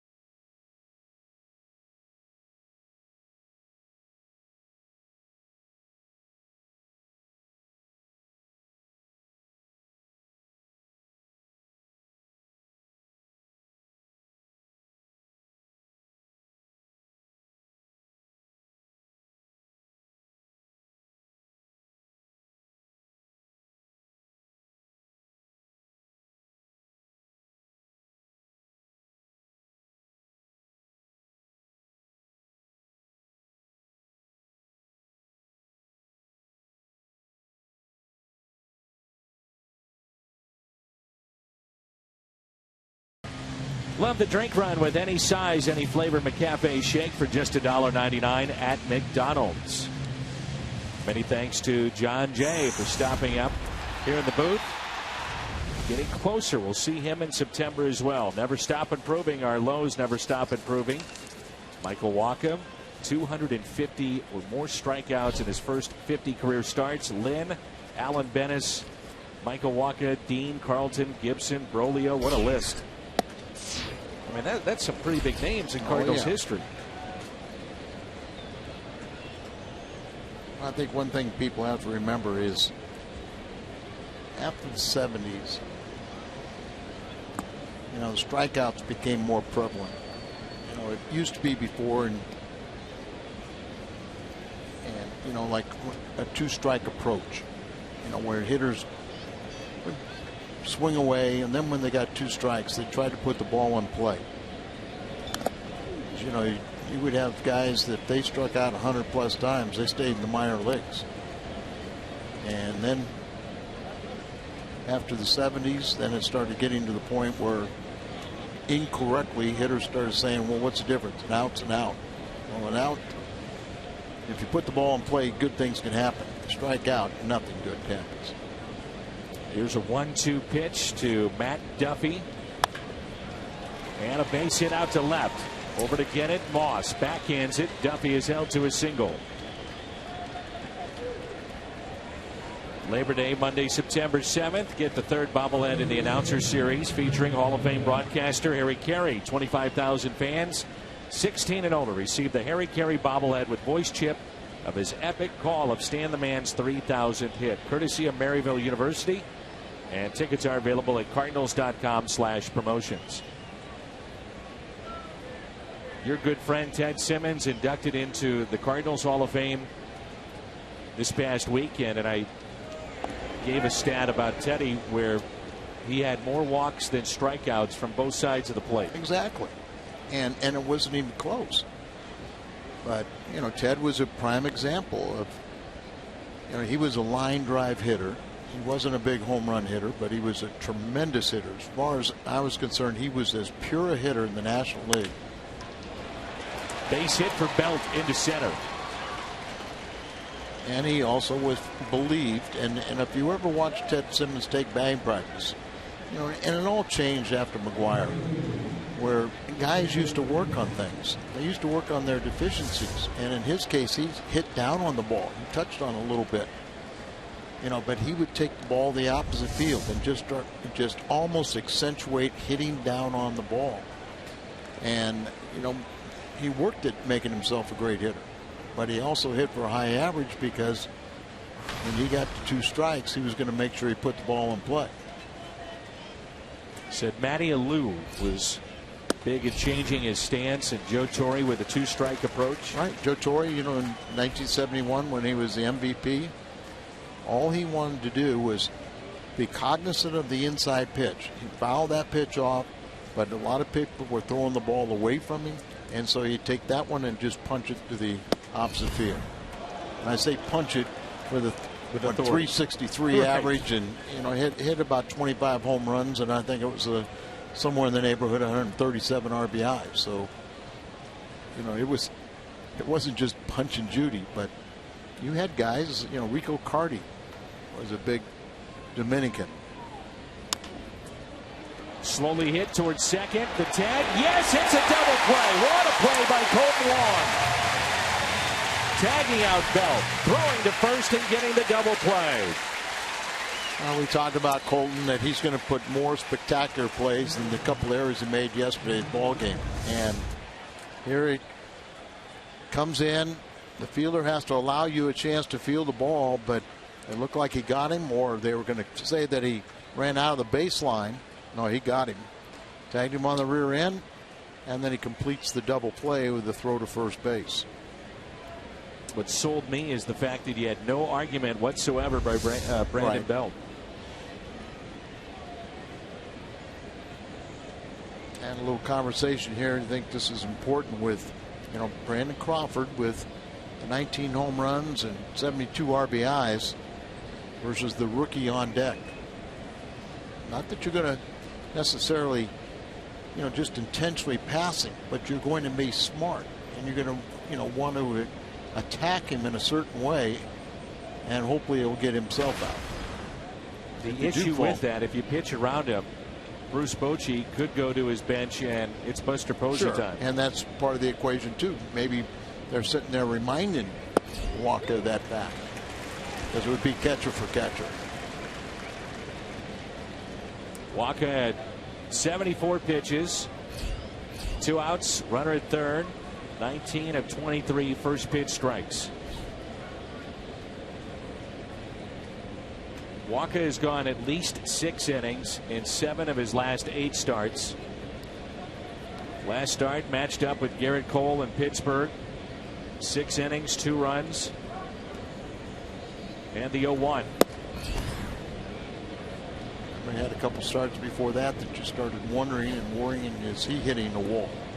But then he came back out that last time and beat Garrett Cole. He is 7-1 against teams above 500 this year. The fly ball, left center, Pham won't get there, over his head, and Brandon Crawford has tied it up. A 2-out double.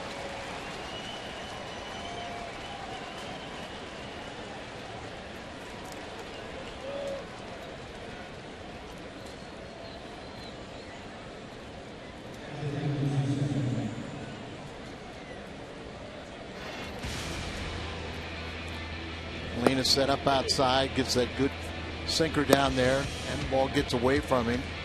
And then he tried to go inside, and the ball's down and away, and good piece of hitting. He's slicing it, coming off the bat, will keep on going away from Pham. It was so far over his head, he had no chance of catching it. Andrew Susac with 2 outs, and Crawford, the runner at second base, representing the go-ahead run.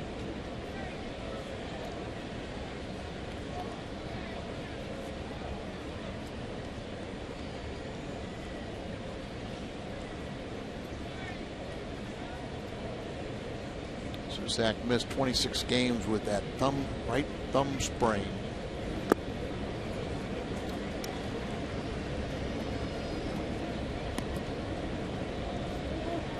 Walker is due up second for the Cardinals. You mentioned this earlier, how the Giants had done with 2 outs and runners in scoring position. One of the best in baseball, 289. The average for most teams, 231. And a ground ball that's hit too short. Taken there by Peralta. And he makes the play. A 2-out double by Brandon Crawford. His 73rd RBI. Giants have tied it up at 1.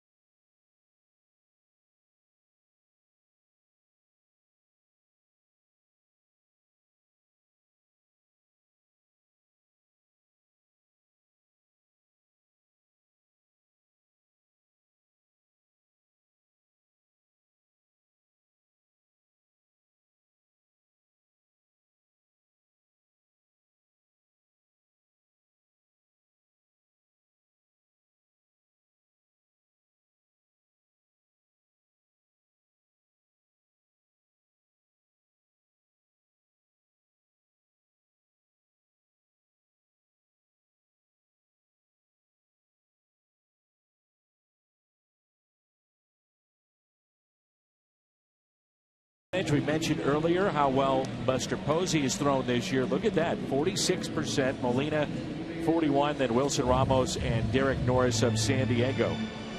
You see Molina 1 for 2 with a home run. Posey is on the bench tonight. Molina's home run to account for the lone run for St. Louis. We're tied up 1-1. Bottom of 6 rolls in.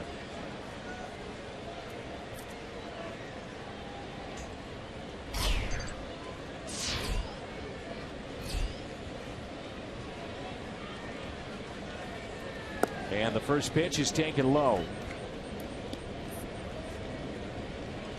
Mark Reynolds has walked and grounded out. 0 for 1 tonight. And we'll see Michael Wacha, Matt Carpenter. Petit, second inning of work. As Reynolds skies one. Popped up to the right side. Brandon Belt. That'll bring rain. You cannot hit a ball much higher than that. I know, you're pointing your finger. Don't say rain. I know. It's the reverse jinx. Right. I knew you wouldn't want to do that to yourself. And for that, Al, this one I sincerely do apologize to you for. Before I was apologizing for the crickets. And now this one's directed. About the rain? Yeah, totally at you. It's good. Here's Michael Wacha. Wacha has sacrificed and flied to center. But these two teams are just, you know, they do the little things right. They pitch well. Fun to watch. And oftentimes when these teams get together, it's somebody that fails to do a fundamental or that commits a costly error that will decide a ball game. Kathy Boyd and Marianne, happy birthday, watching tonight on Fox Sports Midwest. The pitch taken low and outside. 1-2 on Michael Wacha. They're in the top of the 8th. The Diamondbacks leading Pittsburgh 4-1. Vivian Clark turns 5 today. Happy birthday to Vivian. Her uncle, Keith O'Brien, works in our truck and does a great job. Add another unique throwback jersey to your collection on Saturday, September 5th. 25,000 fans ages 16 and older take home an adult gray throwback jersey courtesy of AT&T. For tickets, visit Cardinals.com/promotions. Here's Carpenter. With 2 on, he drew a walk to load the bases for Wong back in the 4th, who struck out.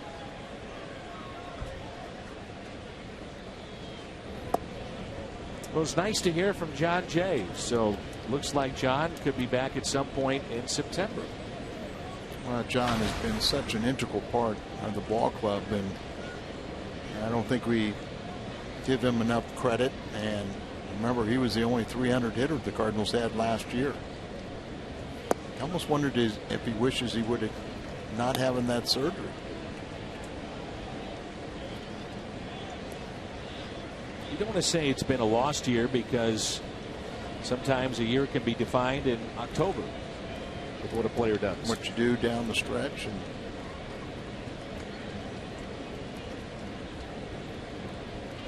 two outs, nobody on, and a 2-0 pitch. Swung on and missed by Carpenter.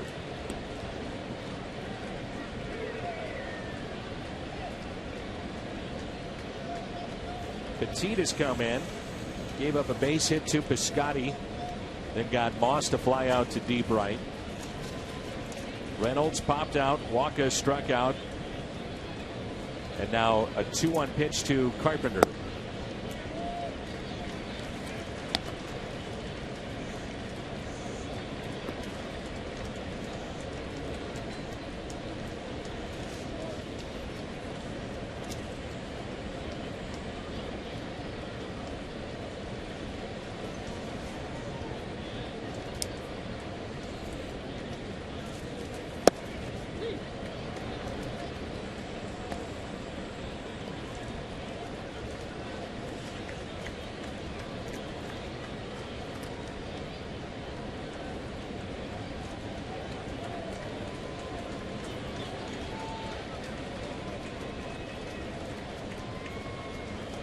Full count delivery.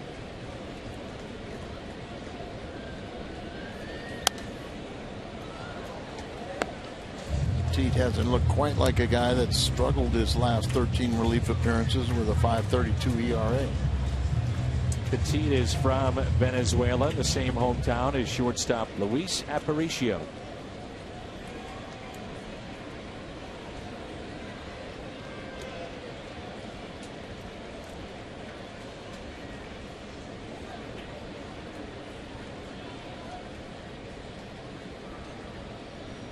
Three-two. Took some off it and strikes out Matt Carpenter. 2 strikeouts in the inning. 1-1 as we head to the 7th.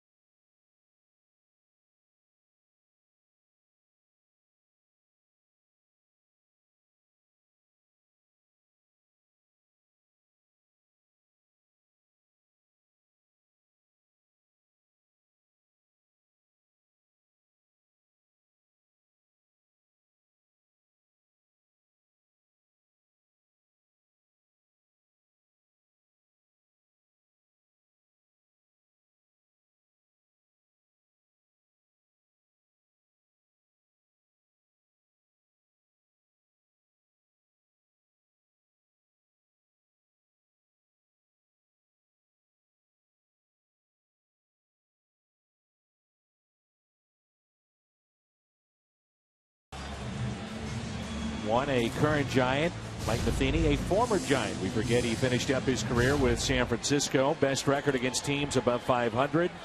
Cardinals 31-19. The Giants are a game above 500 against winning teams. Arcia in the driver's seat.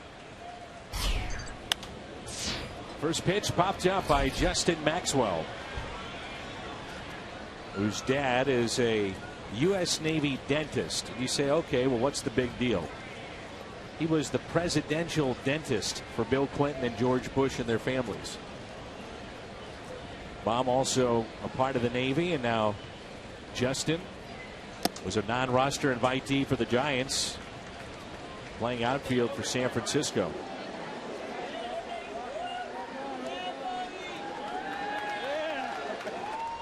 Here's the 0-2.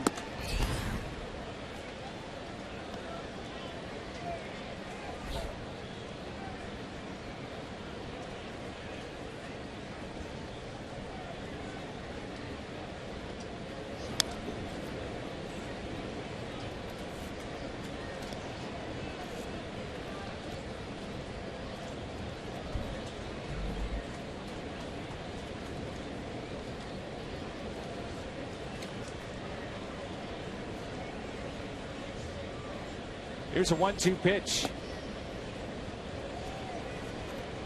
2-2.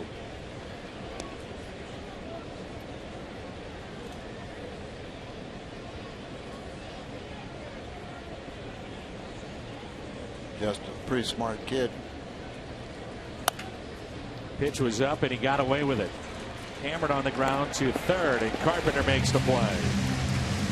Mr. Maxwell had a cumulative grade point average of 4 and chose Maryland on a baseball scholarship over Harvard.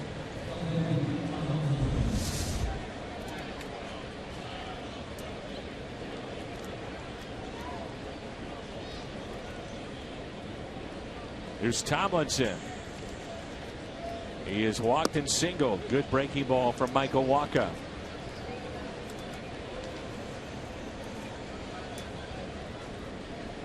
Wacha is so good at home. 13-3 in his young career. With a 2.40 ERA here at Busch Stadium. You think about John Lackey this year at home in his career. Jaime Garcia here at Busch Stadium. Open up at home if you get to postseason play. There's some tough choices. I just think it just reflects about the great atmosphere here. You know, every night you got 40,000. It just, you know, just instill confidence. Fans come here expecting to see you win, and so you do win. You know, the players take the field with that type of attitude.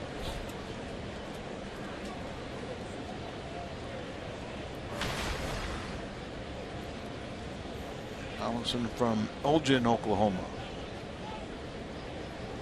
Here's a 1-2. Broken bat, and it's popped up. Colt Long puts it away. Well pitched on both sides for the most part, especially looking at Michael Wacha. Heston, the starter in our Mazda game summary for the Giants, 4 2/3. Crawford 2 for 3 with a key double and 2 outs an inning ago. Wacha still in this game, and then Yadier Molina, long home run to left. And for Molina, that was home run number 3, RBI number 44. That's your Mazda game summary.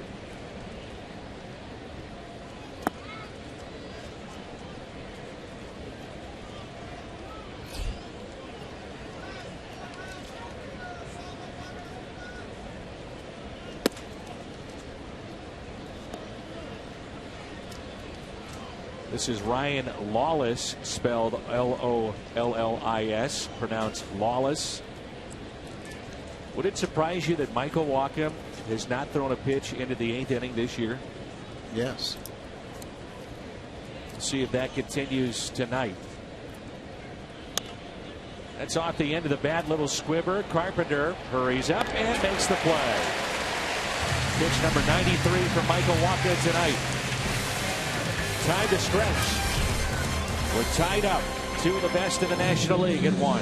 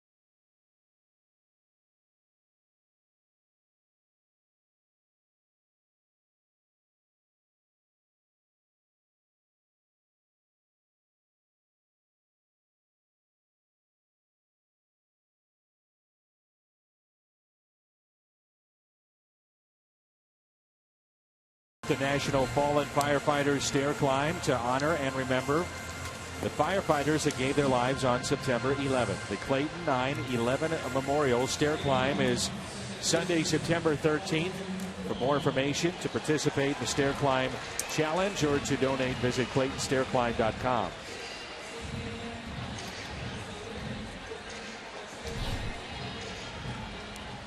Jeremy Affeldt will appear for the 43rd time.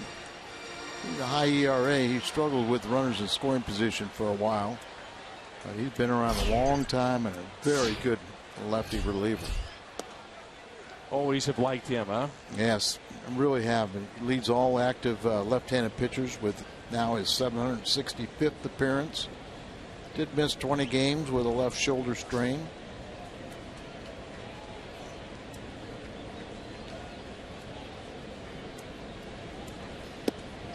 Let's take it upstairs. 1 ball, 1 strike. This is our Honda home run inning.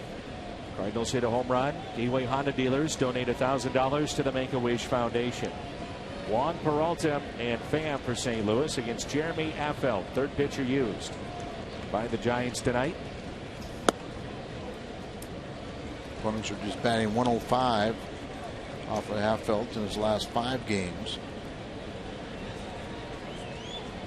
Had some trouble with lefties. They've had just a shade under 300, but lately he's been getting them out too.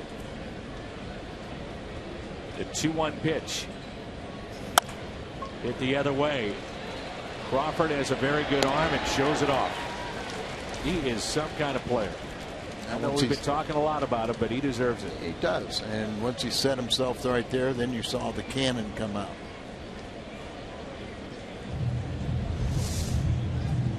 Up the middle, so he has to go deep into the hole at the edge of the grass and throws out a speedy runner pretty well. Looks like Bochy will make another pitching change. So that'll be it for Affeldt. It does look like Strickland and our Chevy called to the pen.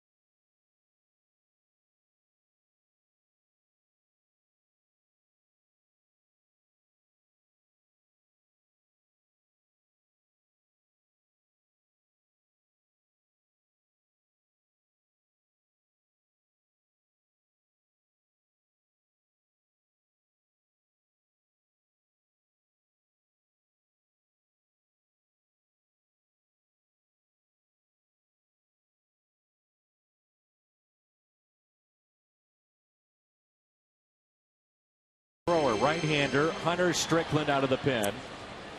Look at the Hyundai pitch arsenal for Hunter Strickland. Remember, he gave up 6 home runs last postseason. He has allowed just 1 this entire season. And it's all about fastball command. Apparently, over the weekend, Marichal was in San Francisco, and they had one of the statues giveaways in his honor, and apparently he brought up Strickland to the broadcasters with the Giants and just said, I love his fastball. Once this kid gets fastball command, then he'll be a premier, reliever. They wanted that pitch up, but he's got the great fastball, and just learning how to get ahead of hitters, how to use it to your advantage. Little fingertip pressure here and there, get it to move different ways. Can't teach the arm speed. Here's a 1-2. Back to Strickland off the bat of Peralta. As promised earlier in the game, we have selected the Data Strong fan photo of the game. Tweet your strongest fan photos to MW Data Strong Fan. Presented by T-Mobile. How about that? You come to the ballpark and you get to get a photo with the cat? Man, it doesn't get any better than that. Al, I know you've had some great success in your career. But nothing like having a picture with a cat. We don't even have one with him. No. And we've tried. Yeah, we have, and he's refused. Multiple times. What do you think, 10, 11 times over the last year alone?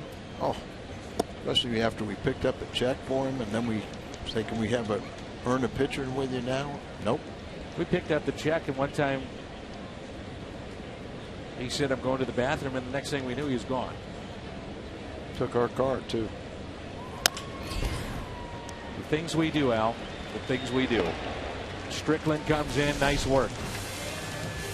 Come on up here, Cat. Up like a pick.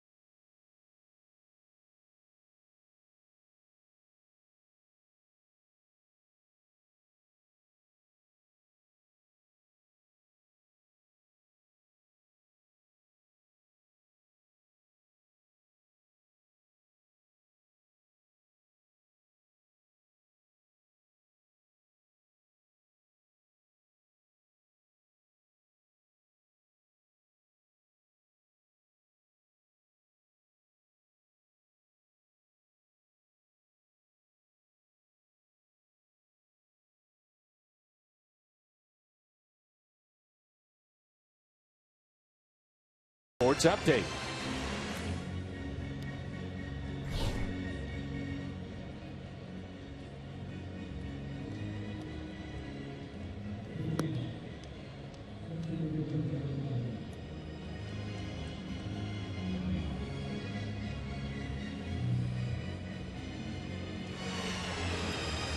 It is our Chevy call to the pen. Kevin Segrist in for St. Louis.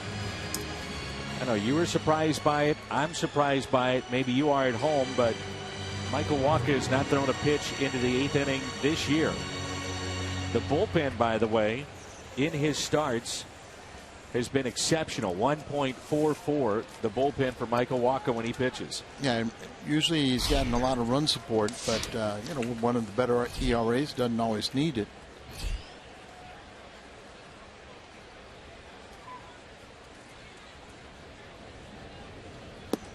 Blanco is looking, and if the bullpen, he won't get it, his 15th win, but when he starts, the Cardinals are 17-5. You put that together with Martinez's 18-4, they're 35-9 when the two kids pitch. Pretty good. Pretty darn good. Turn it over to the bullpen this late. It's very difficult to win on the road, especially when you get into extra innings. So the Cardinals are in good position now with a lot of healthy arms. 1-2 on Gregor Blanco. Watch the curveball here in reaction. He's bending away from it and called a strike.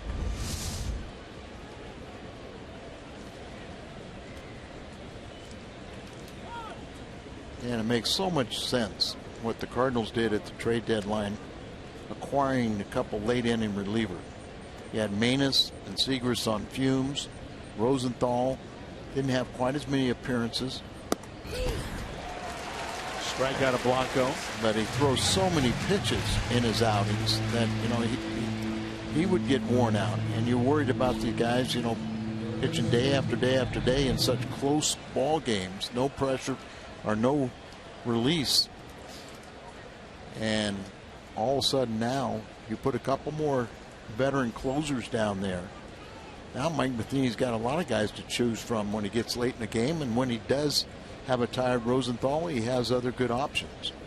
You think about, you know, spreading the wealth a little bit too in the last month and a half or so you're not always going to Manus and Segrist and Rosenthal. And you got guys like Cishek and Broxton that understand the team concept. You know, they would much rather be playing with a championship club than playing in Milwaukee or playing in Miami. So they're more than willing to be eighth inning guys also. It's Matt Belisle, by the way, on the right. Spoke to him yesterday, and he is hoping to come back before this season is through. A fly ball lifted into right. Belisle, kind of the forgotten man, if you will. And he did a nice job. Did, and he will. You know, I mean, he's on a 2-year contract, so you got Cardinals. You know, also, you know, one of the things you really have to admire about John Mozeliak is when he picks up some of these guys too. It's not only for this stretch run, but it's also for the future. Think about Brandon Moss. You know, another year removed from his offseason hip surgery that he had a year ago. Maybe that'll be the key to him getting, you know, his strength back and overcoming some of the bad, you know, bad habits you pick up when you're trying to favor an injured part of your body. Ask Peter Borges about those hips. That's it. You know, and you know, even though he had 15 home runs and 50 RBIs with Cleveland before the trade, this is a bigger ballpark. He's finding that out, unfortunately. It'll happen, though. 4 or 5 I can recall here in St. Louis. There was 4 against Colorado. He's hit one just about to the track tonight. He just can't buy a hit. By the way, Kevin Segrist has not faced the Giants. Really? The only Giant he has faced is Aoki, as Belt pops it up.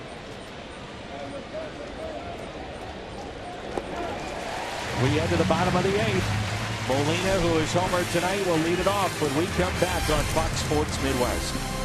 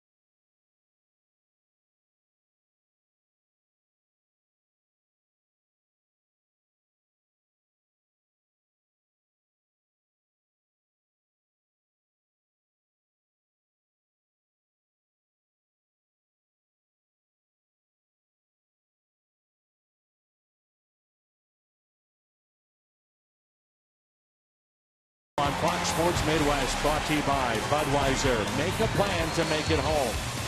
And by Ford, the official cars and trucks of the St. Louis Cardinals.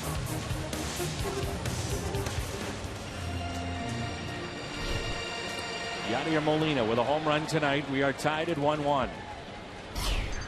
His home run, a solo shot back in the fourth. The Cardinals have stranded 9 in this game. His home run to the left of Big Macland. The longest we've seen off his bat.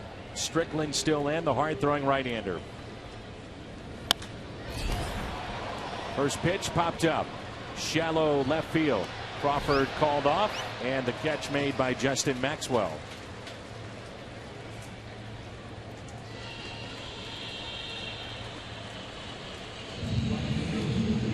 Brings in right fielder Stephen Piscotty. Struck out on a check swing back in the second. He's flied to right. Singled off Yasmero Petit. Only one game this year that Piscotty at home has not hit in. He's done a really nice job.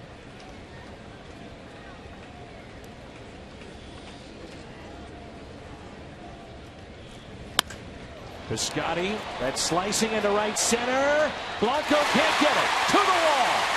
Steven on his way to second. On his way to third. One out triple. Stephen Piscotty here in the eighth.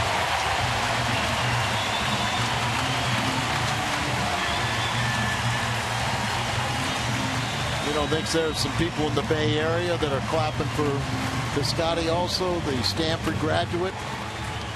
But he has been a real shot in the arm for the Cardinals.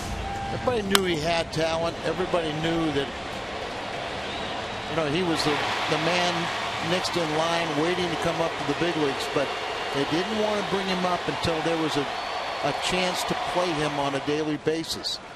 And that happened when, you know, Holiday was not, you know, got hurt for the second time. Prior to that, it was trying to get more production as a first base. So they're going to walk Moss, turn it over to Reynolds.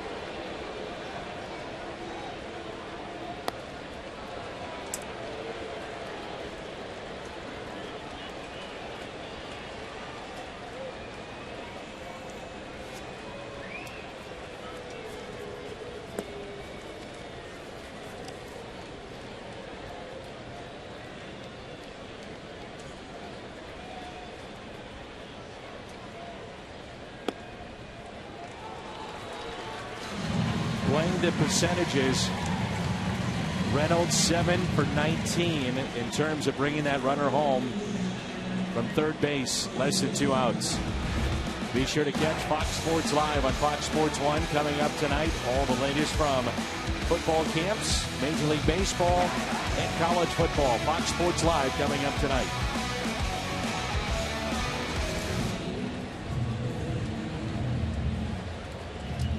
The big hit by Piscotty. Can Reynolds bring him in? A one-out triple by Stephen Piscotty. He stands at third. The intentional walk to Brandon Moss. Piscotty, by the way, his first ever Major League triple after his first ever Major League home run yesterday. Last few weeks he's got a bunch of firsts.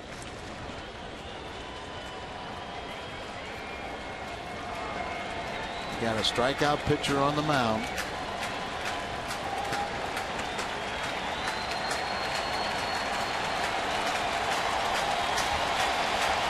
First pitch to Reynolds. Take it for a ball. You can see where Susak is setting him outside, and he missed his spot way in. Ball one. Also see where Tomlinson, the second baseman, is playing. We've seen Reynolds hit more balls to right field as he's trying to fight some of the defense and also make contact. 1-0 is yanked foul. Hanging breaking ball. He was way ahead of it. He saw that and his eyes lit up. Outfield arms, Blanco good. Pence unorthodox but not bad. Maxwell good and left. To look at how deep the outfielders are playing, I don't think there's any way they could throw out Piscotty. This big crowd ready to erupt. Game 1, Cardinals and Giants in this all-important series for both teams. The 1-1 to Reynolds. Now 1-2. If you're Reynolds, Al, are you thinking, does he even try to go back with a breaking ball that he just hung and not even mess around? Or does he go with the fastball and say, here it is? Well, I think when you go with your best pitch, and your best pitch is fastball. You don't get beat with a secondary pitch. You make sure you throw the fastball away is where I would say he wants it. Here's a 1-2. Peter Borges has moved to the on-deck circle. Now we talk about fastball command, and he misses again. But that's one of those where you kind of say it's effectively wild. You know, you miss up and in, and the guy can't get a full swing on it, and it just kind of works to the advantage of the pitcher. But this is where I'm saying this year we've seen Reynolds make a slight adjustment with 2 strikes, where at times he'll just try and put that ball in play and punch it to the right side. The 1-2 pitch to Reynolds. See right now they're breaking balls off the plate. You know, he can kind of spit at that. If he throws him a breaking ball that's a good, you know, good strike, so be it. But he's got to be geared for the fastball. You kind of feel like he can't throw it for a strike. And for a breaking ball though. 2-2. Reynolds pops it up and out of play. So he stays alive. That was a much better breaking ball. Sure was. And he got a little piece of it.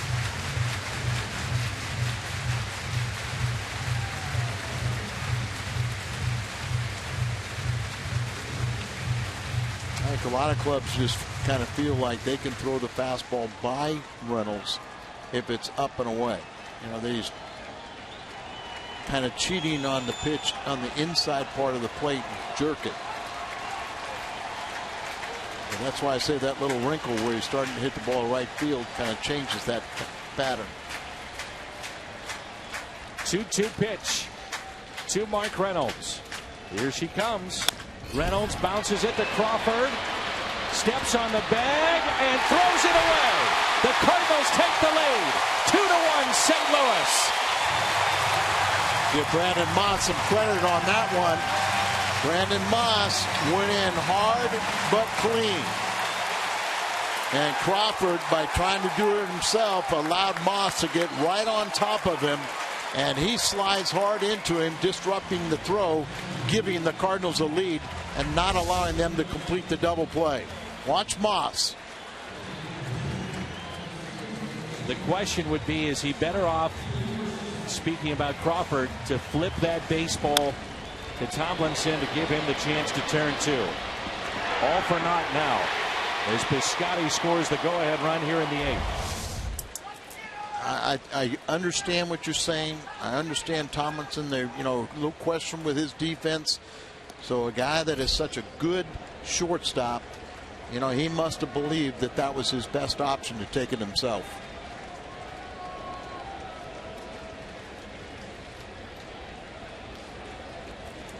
Really in between on that play. Do you take it yourself or do you flip it to your second baseman who's on the bag waiting, sitting there saying, I'm ready, flip it to me? Here it is. Well, see, it's a short little hop, and so he's got to get his balance. His second baseman is there. You look at it, he'll go, his decision was wrong. I don't think he ever really had great control out of the glove either, as Reynolds is off to the bag, and the tag quickly by Crawford. Tremendous tag in the hands by Brandon Crawford. So Reynolds puts the ball in play. Matheny and the Cardinals will take a look at it, and by putting it in play, good things happen. What happened is a Cardinals 2-1 lead. Is he safe?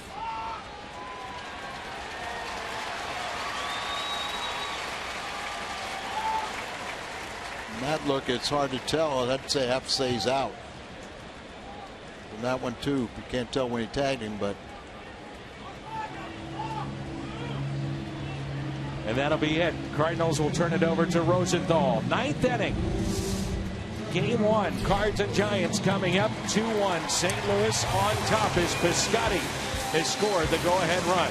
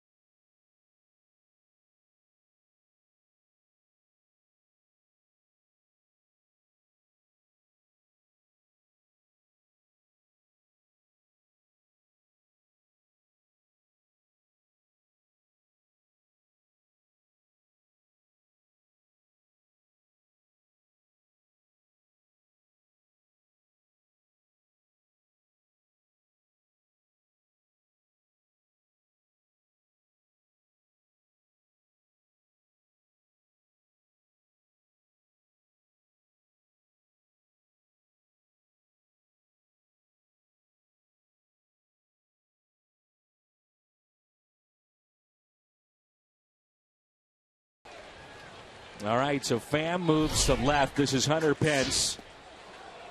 Borges in center field. Stephen Piscotty is in right. And Rosenthal now in the 7th position in the lineup and takes over on the mound. Archevy called to the pen. 1-0 pitch to Pence.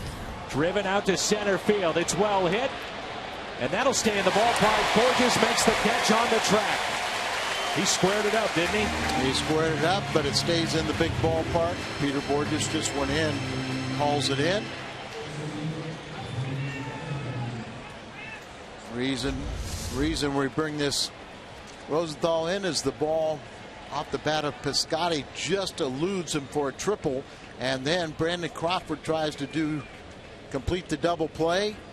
Moss gets on top of him, forces the errant throw. Piscotty scores, and the Cardinals have a 2-1 lead and 1 out. Here's Crawford, who has an RBI tonight. Anytime I see Gregor Blanco go for a ball in right center, I think about the perfect game pitched by Matt Cain in one of the great catches in a perfect game by Gregor Blanco in right center at AT&T Park. Yep. You know, this case maybe trying to do a little too much. That's pulled foul. Maybe he plays it off the wall and plays the carom. He probably is held to a double. Or if you're going to commit that far, why not dive? 0-2 here on Crawford.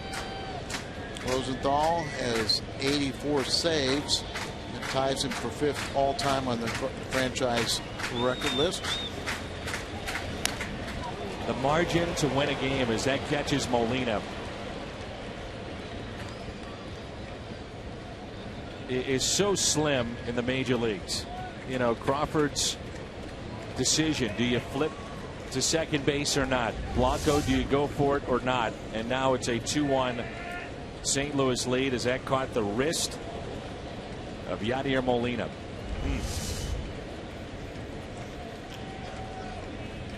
Bare hand, the wrist, all those things, but people don't realize too what a beating your glove hand takes.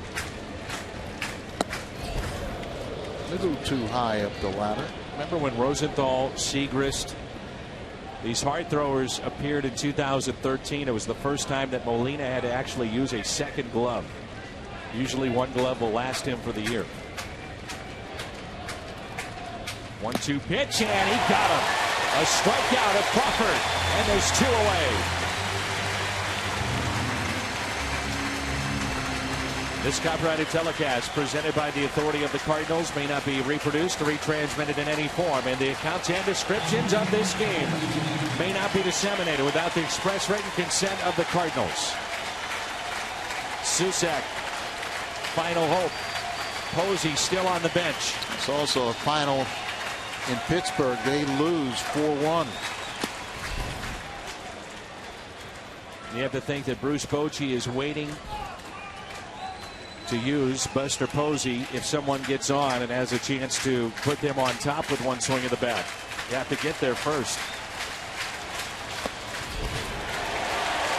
And Posey's been swinging a hot bat, but they say he's physically a little worn out right now.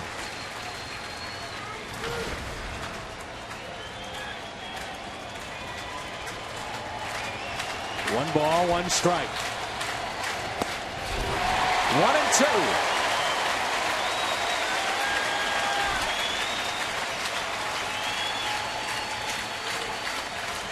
Rosenthal gets his save, be number 85. That's 5th best in history, but the 48th, the most at this ballpark in Cardinal history. They break a tie with Ryan Franklin for 5th most with the 85th, and his 48th career save at Busch Stadium 3, most all time.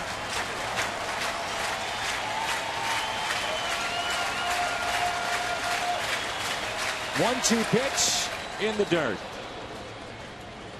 2-2.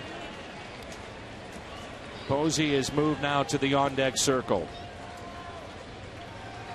The only way he comes up is if he does represent the go-ahead run.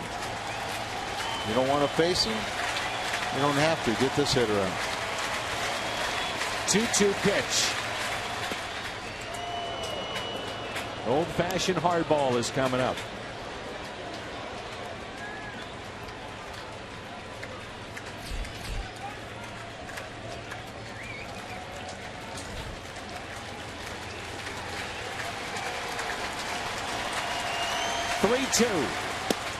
Walked him. Buster Posey will hit, representing the go-ahead run. That's why he held him back, waiting for this opportunity.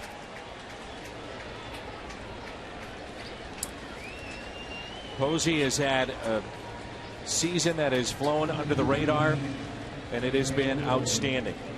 Pinch hitter, or rather the pinch runner now, is Perez, and Buster Posey, the pinch hitter for San Francisco.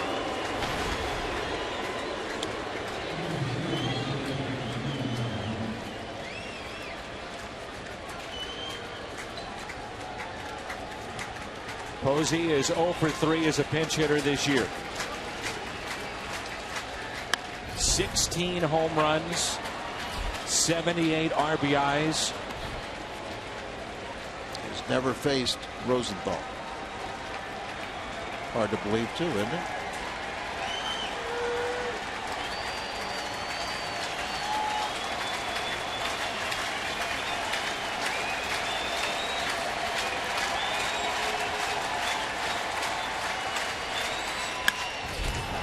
Pitch, fly ball, right center. Just enough room. Borges has it. Cardinals hold on. 2-1 the final. 6 in front of Pittsburgh. What a ball game tonight here in St. Louis. Once again.